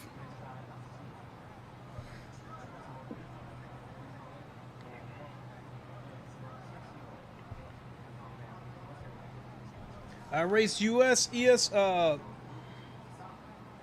You also race VR Quest 3? Okay, that'll work. I mean, I got a Quest 3 in the other room, but I was explaining earlier in the stream that I prefer to use this Quest Pro because of the dual mini LED panels, which gives the colors have more pop than the Quest 3, and the blacks are a little bit deeper. So whereas the Quest 3 has a single LCD panel, the colors are still good, but the colors are a little bit better on this. I mean, there's a reason, in addition to the eye and face tracking this headset has. I mean, there's but yeah, I have a Quest 3, and I definitely use that too. And I'm on Eastern time too. I live in Michigan.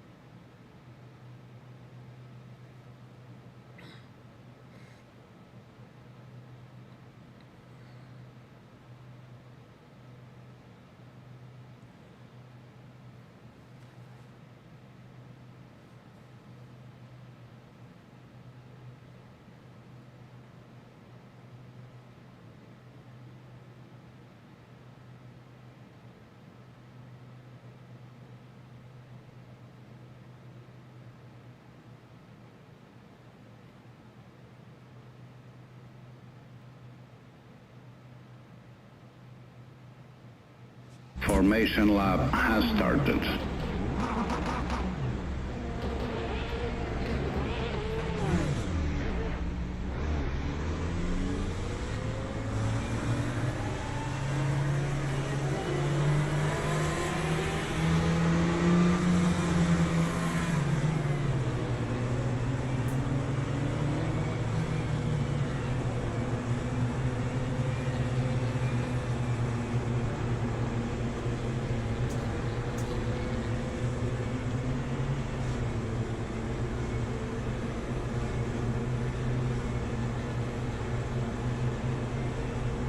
Green flag. Go, go, go. Green flag. Car right side's clear.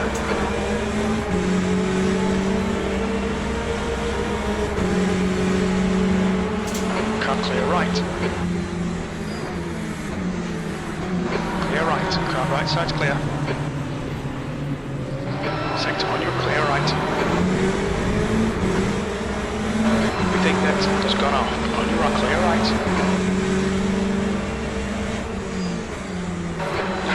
Is now leading. Starts okay. Let's get stuck in. Right side.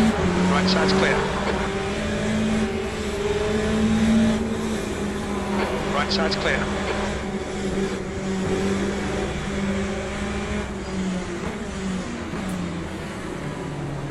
Yellow flag. Caution. We think Daniel and Brown have gone off. Sector 2 is clear.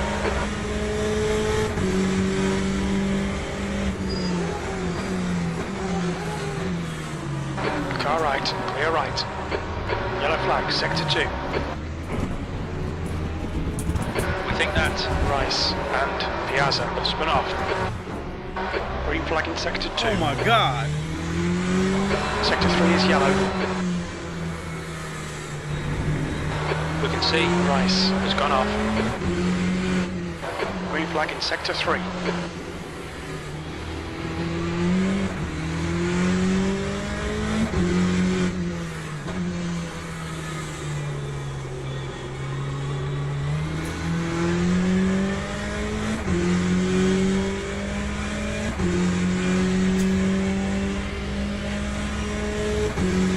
Having to avoid those two, I think 3 wrecks, that cost me.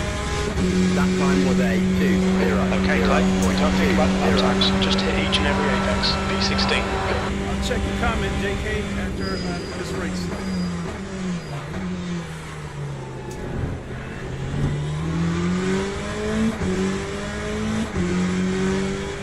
The guy in front is Busher.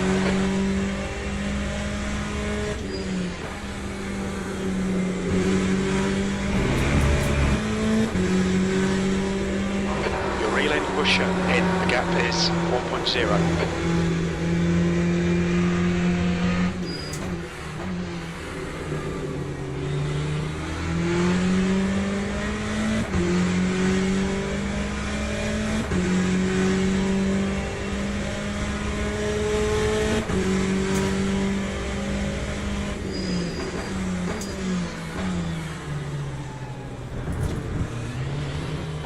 Yellow flag. Flag, sector 2. It looks like Piazza has crashed.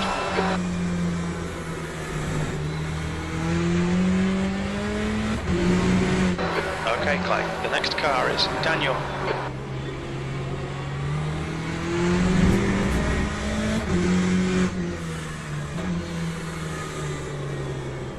The leader has just done 138.71.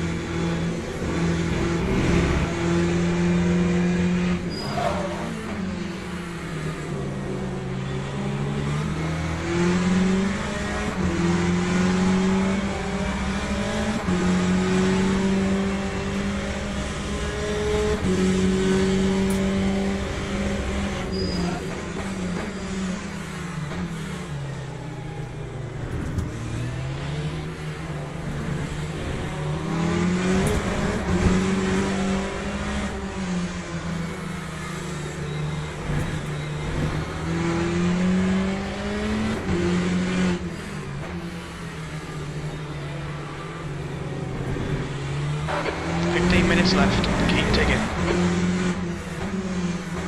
Clear left.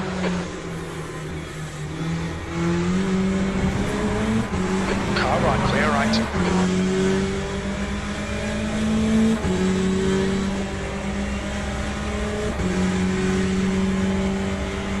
Okay, Clay, there's a car exiting the pits, heads up. 9-1. Pit window is open. 9 for fuel by lap 12.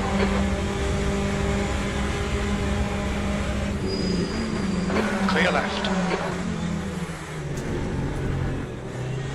Good pass, well done.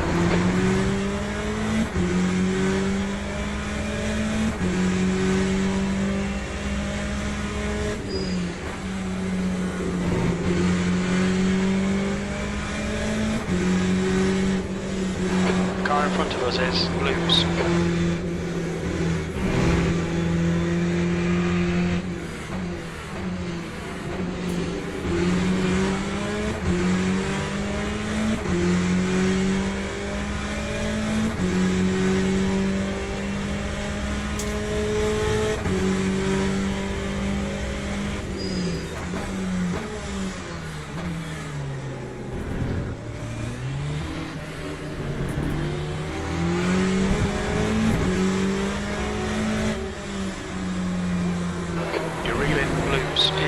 Now 0.5.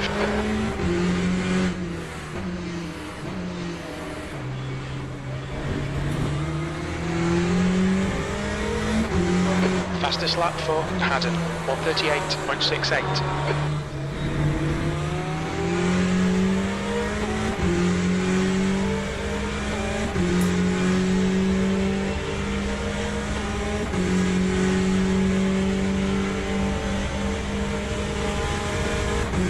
Lap 1:40.1. 13th place.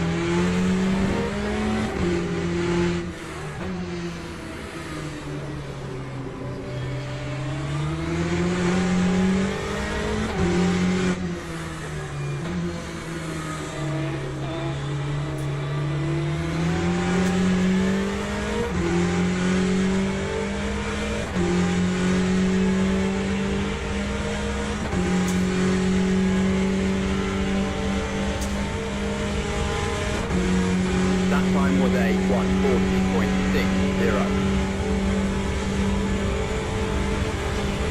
Nice one.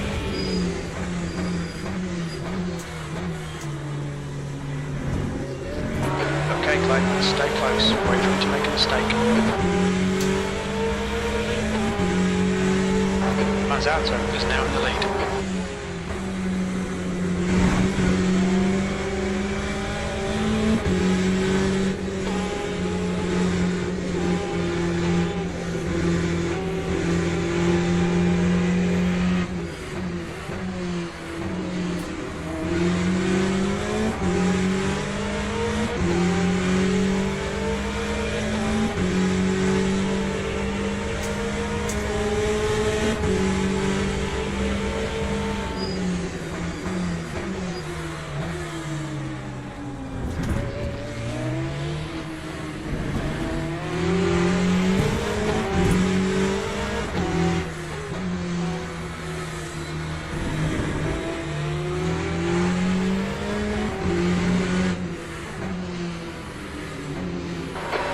minutes to go. That's 10 minutes left. We're at the halfway point.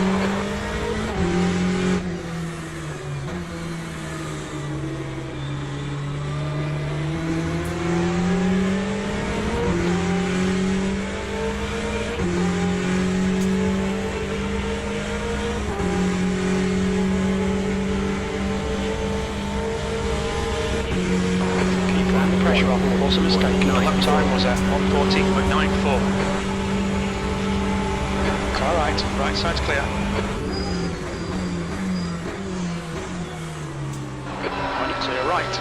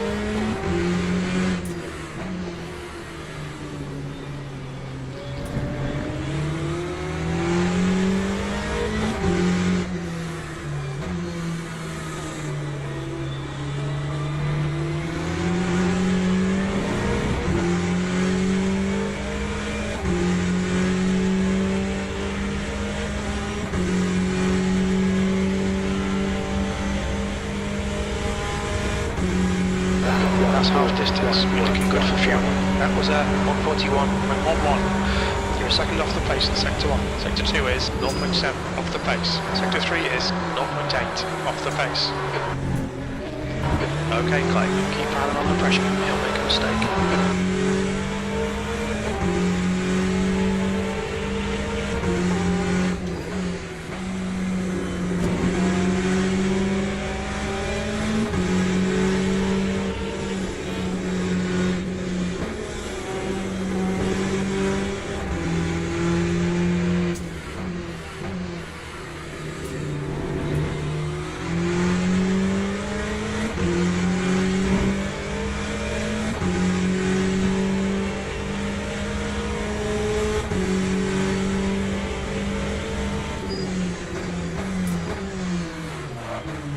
Incident in Sector 2. Sector 2 is yellow.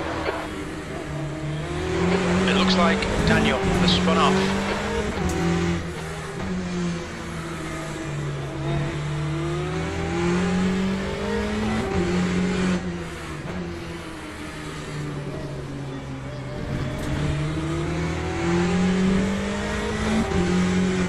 Incident in Sector 3. Yellow flag. Sector 3 is clear, green flag.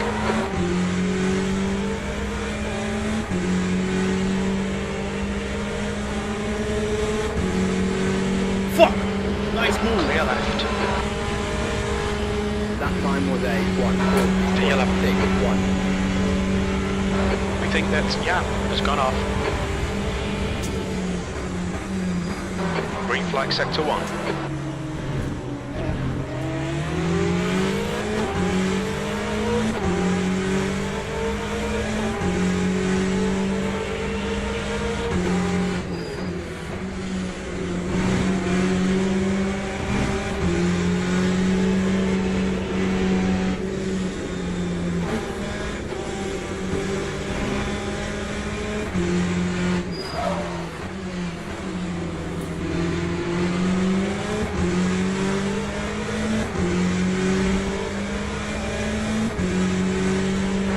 The track, force him to find the gap.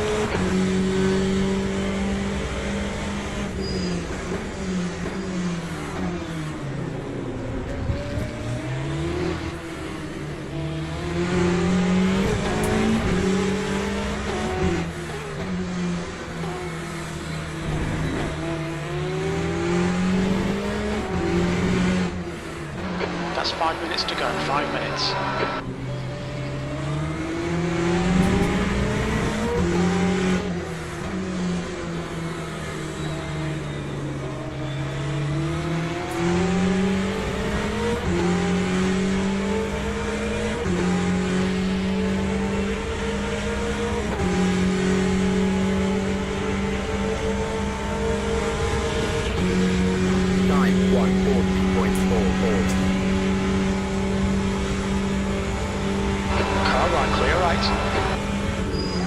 Right side's clear.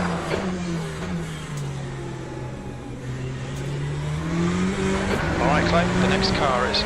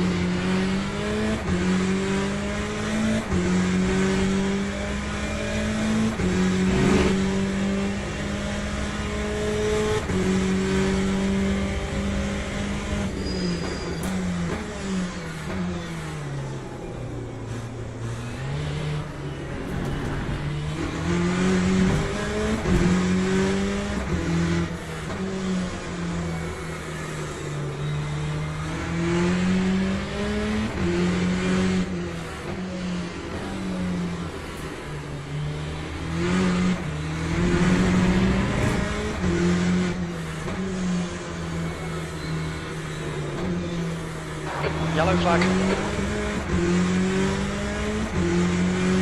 We think Daniel has gone off. That front left tire is gone. Time 140.9. Tenth position.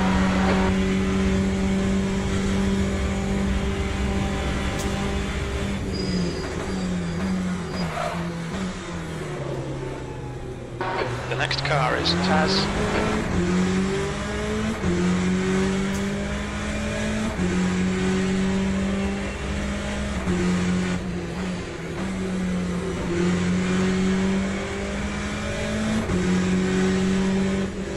Okay, Clay, don't let this guy distract you.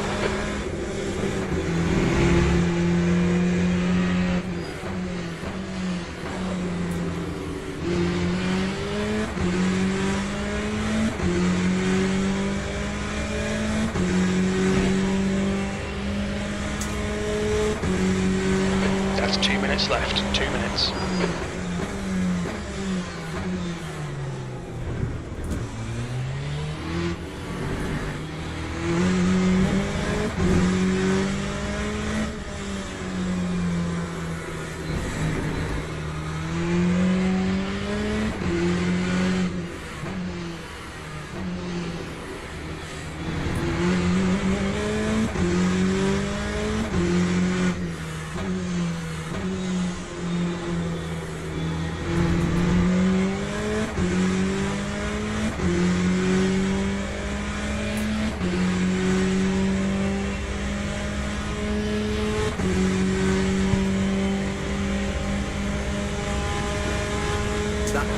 Just done a 114.67.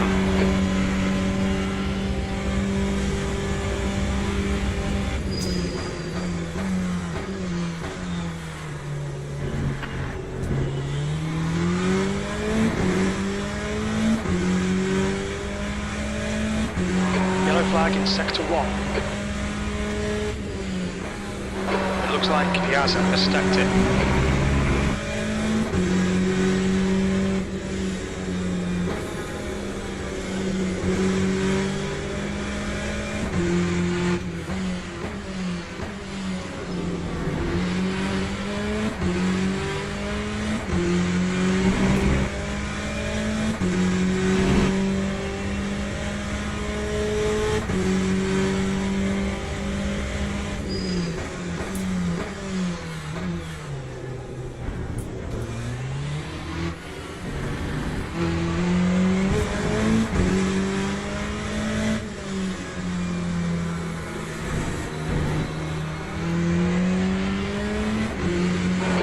Okay, pit stop requested.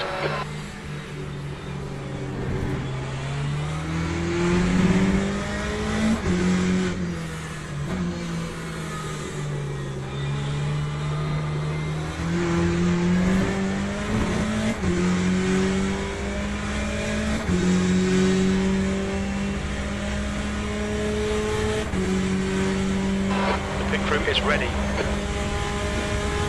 Lap 1 more to go. The lap was at 1:40.46.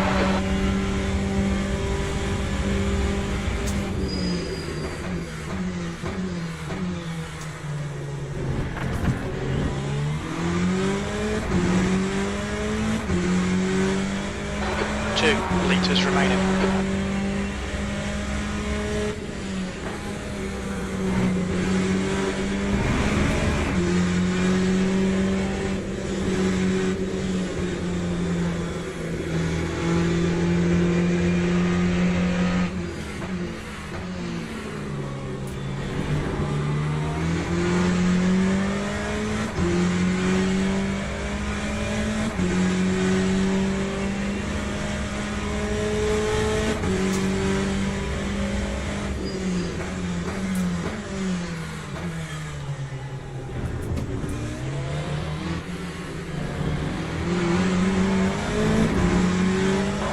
Litre remaining.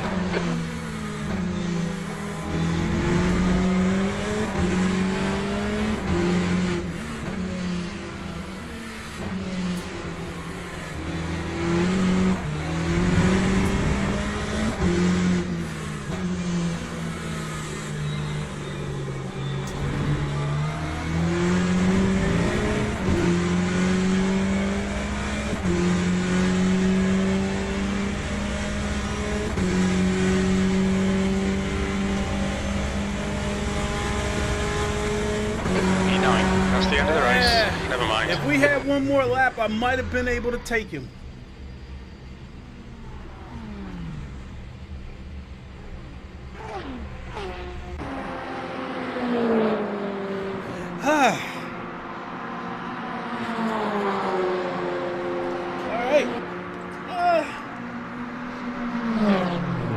I would say, considering that I was in the top split, I'm okay with that finish.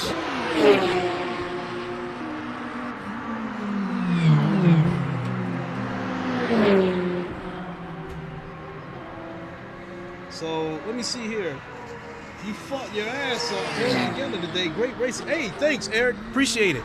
I love the GTEs.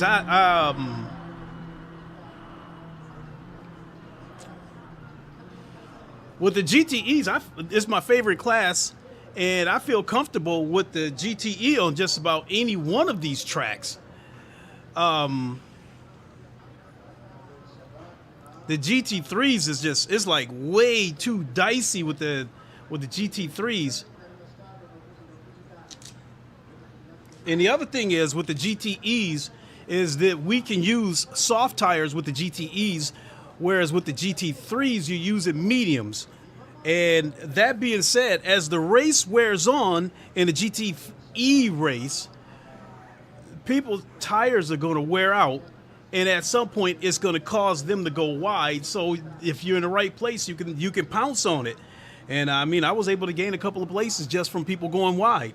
And I'd imagine that probably came from them having worn out tires, because at the end of that race, my left front was down to 75%. And it put me in a position where instead of going through a corner in third, I had to drop it down to second to engine brake it so I could hold my line a little bit better. It might have cost me a little bit of time, but at least I could hold the car together. But yeah, thanks again, Eric. Appreciate it. Let's see what we got.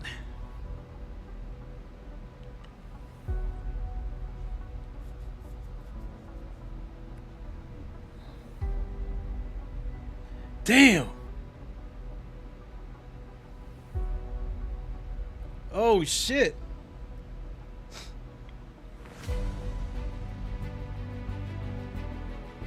Damn, all that work to get 0.5. I got 0.5%. for all that shit.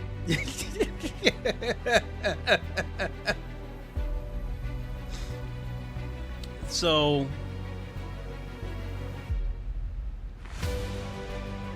that was my third race. First race, I think I got like 6.4% or something like that. Second race, I actually lost. I think I lost 3%. And then this race, I got 0.5% back. So I think I walk out of here with a net positive of, I think, like 3.3%. So that ever elusive silver rank is still within eyesight. So hopefully we'll get it. I plan to run enough GTE races to have a crack at it. Make sure you check the description. My Twitter, my Twitter's there, but mostly my Twitch channel is there. And I know I'm going to do at least one race on Twitch this week. What's today? Wednesday? I think I did a race. I might have did a race on Twitch. It was either Sunday or Monday evening. So you can go back and check that one out. I like doing the 40-minute intermediate races. I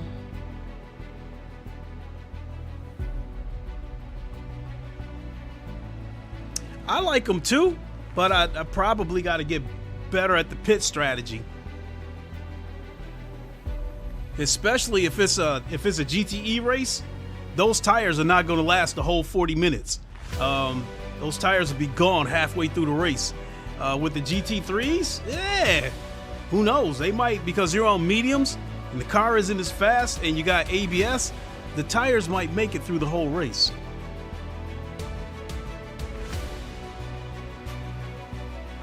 So, let's back out of here and see what the weekly race is for this week and take a look and see what the other races are for this week. Look at that, my platinum. Woo-wee! Woo-wee! Look at my platinum rank. My safety rank, platinum 3. And about to fill that one up. I can definitely race clean. It's just a matter of how well I finish.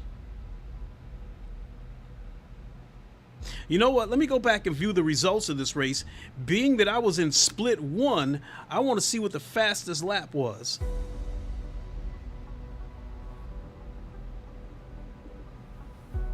.138.6 is what I'm seeing.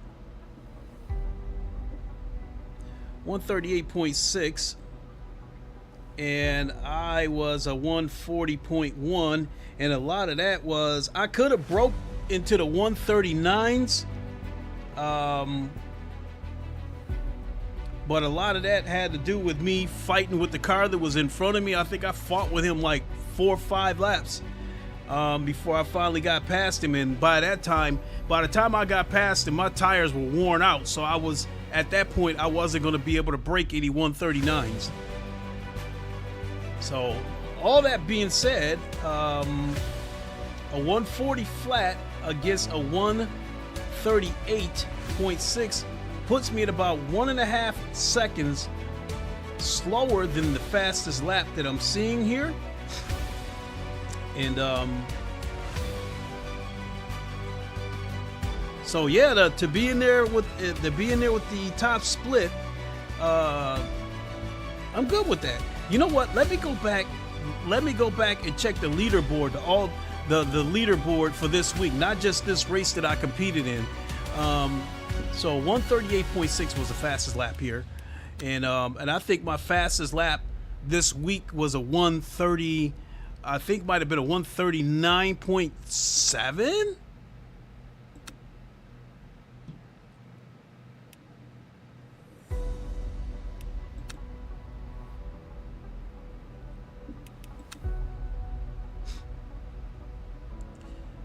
So, nope, I'm not entering that. I'm pretty much done for the day. I just want to see what the leaderboard is.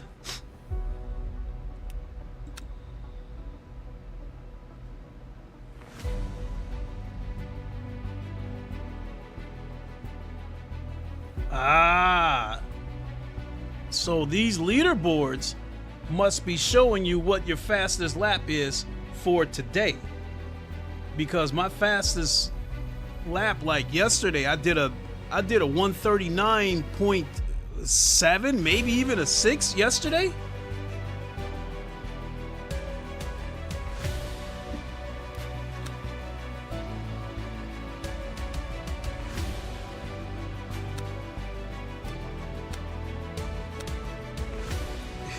So I'm ranked 372 today.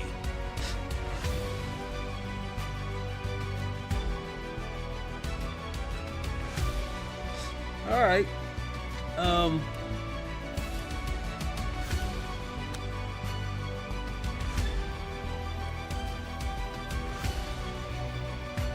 Well, at least I got out of there with positive rank. Let's see what the other races are. This WEC experience fixed. So it looks to me like all the cars might be fixed.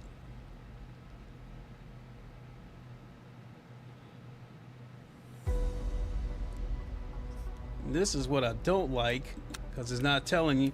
Okay. All right, so this is let's see here, 2024. Okay, Hypercar and GT3 is what this is.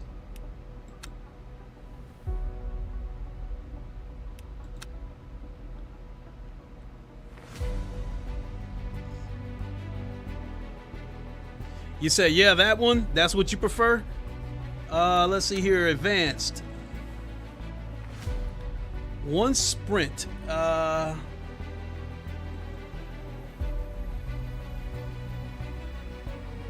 Register. Hypercar and GT3.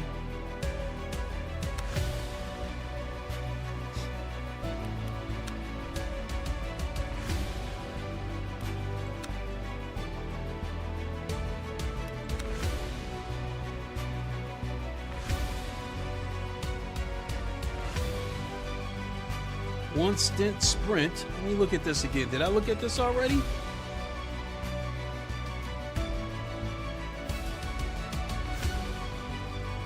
See, right here, it doesn't tell you what class. Setup open. Limited tires. Damage is realistic.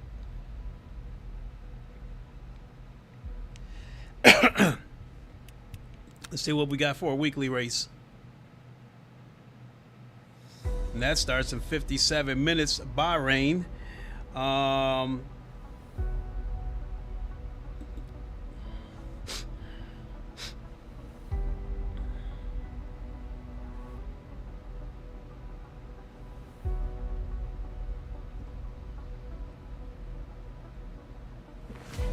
need to see your comment. That's why I typed that T in, so don't pay that any mind. Doing Corvette racing.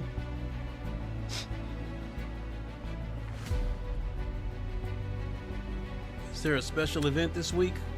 Nope. And this starts in an hour.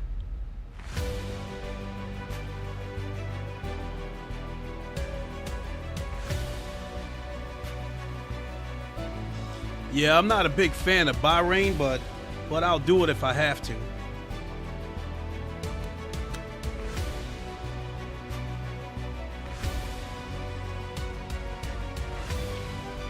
As far as that guy that I was going to report, I'm over it. I mean, what he did was blatant, but I almost feel like I don't even, part of me feels like don't even bother reporting him, because I don't know if anything will happen to him. So, I mean, you report it and that's it.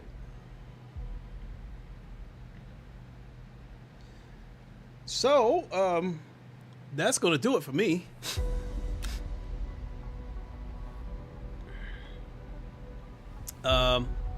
Definitely 3 races, 2 out of 3. Not bad today, all things considered. So again, we'll try this again. I don't know. Tomorrow's Thursday. And I don't know if I get lucky enough to get that 5080 tomorrow, I'll be consumed with that tomorrow. So I would say look for me on Twitch Friday or Saturday, and then probably back here to YouTube Saturday or Sunday. So with that, I'm gonna go ahead and boogie on out of here. Thanks for watching. Really appreciate it. We'll see you on the next one. Until then, you all know the line. Wakanda forever. Long live the king, and deuces. See you, everybody. Have a good one.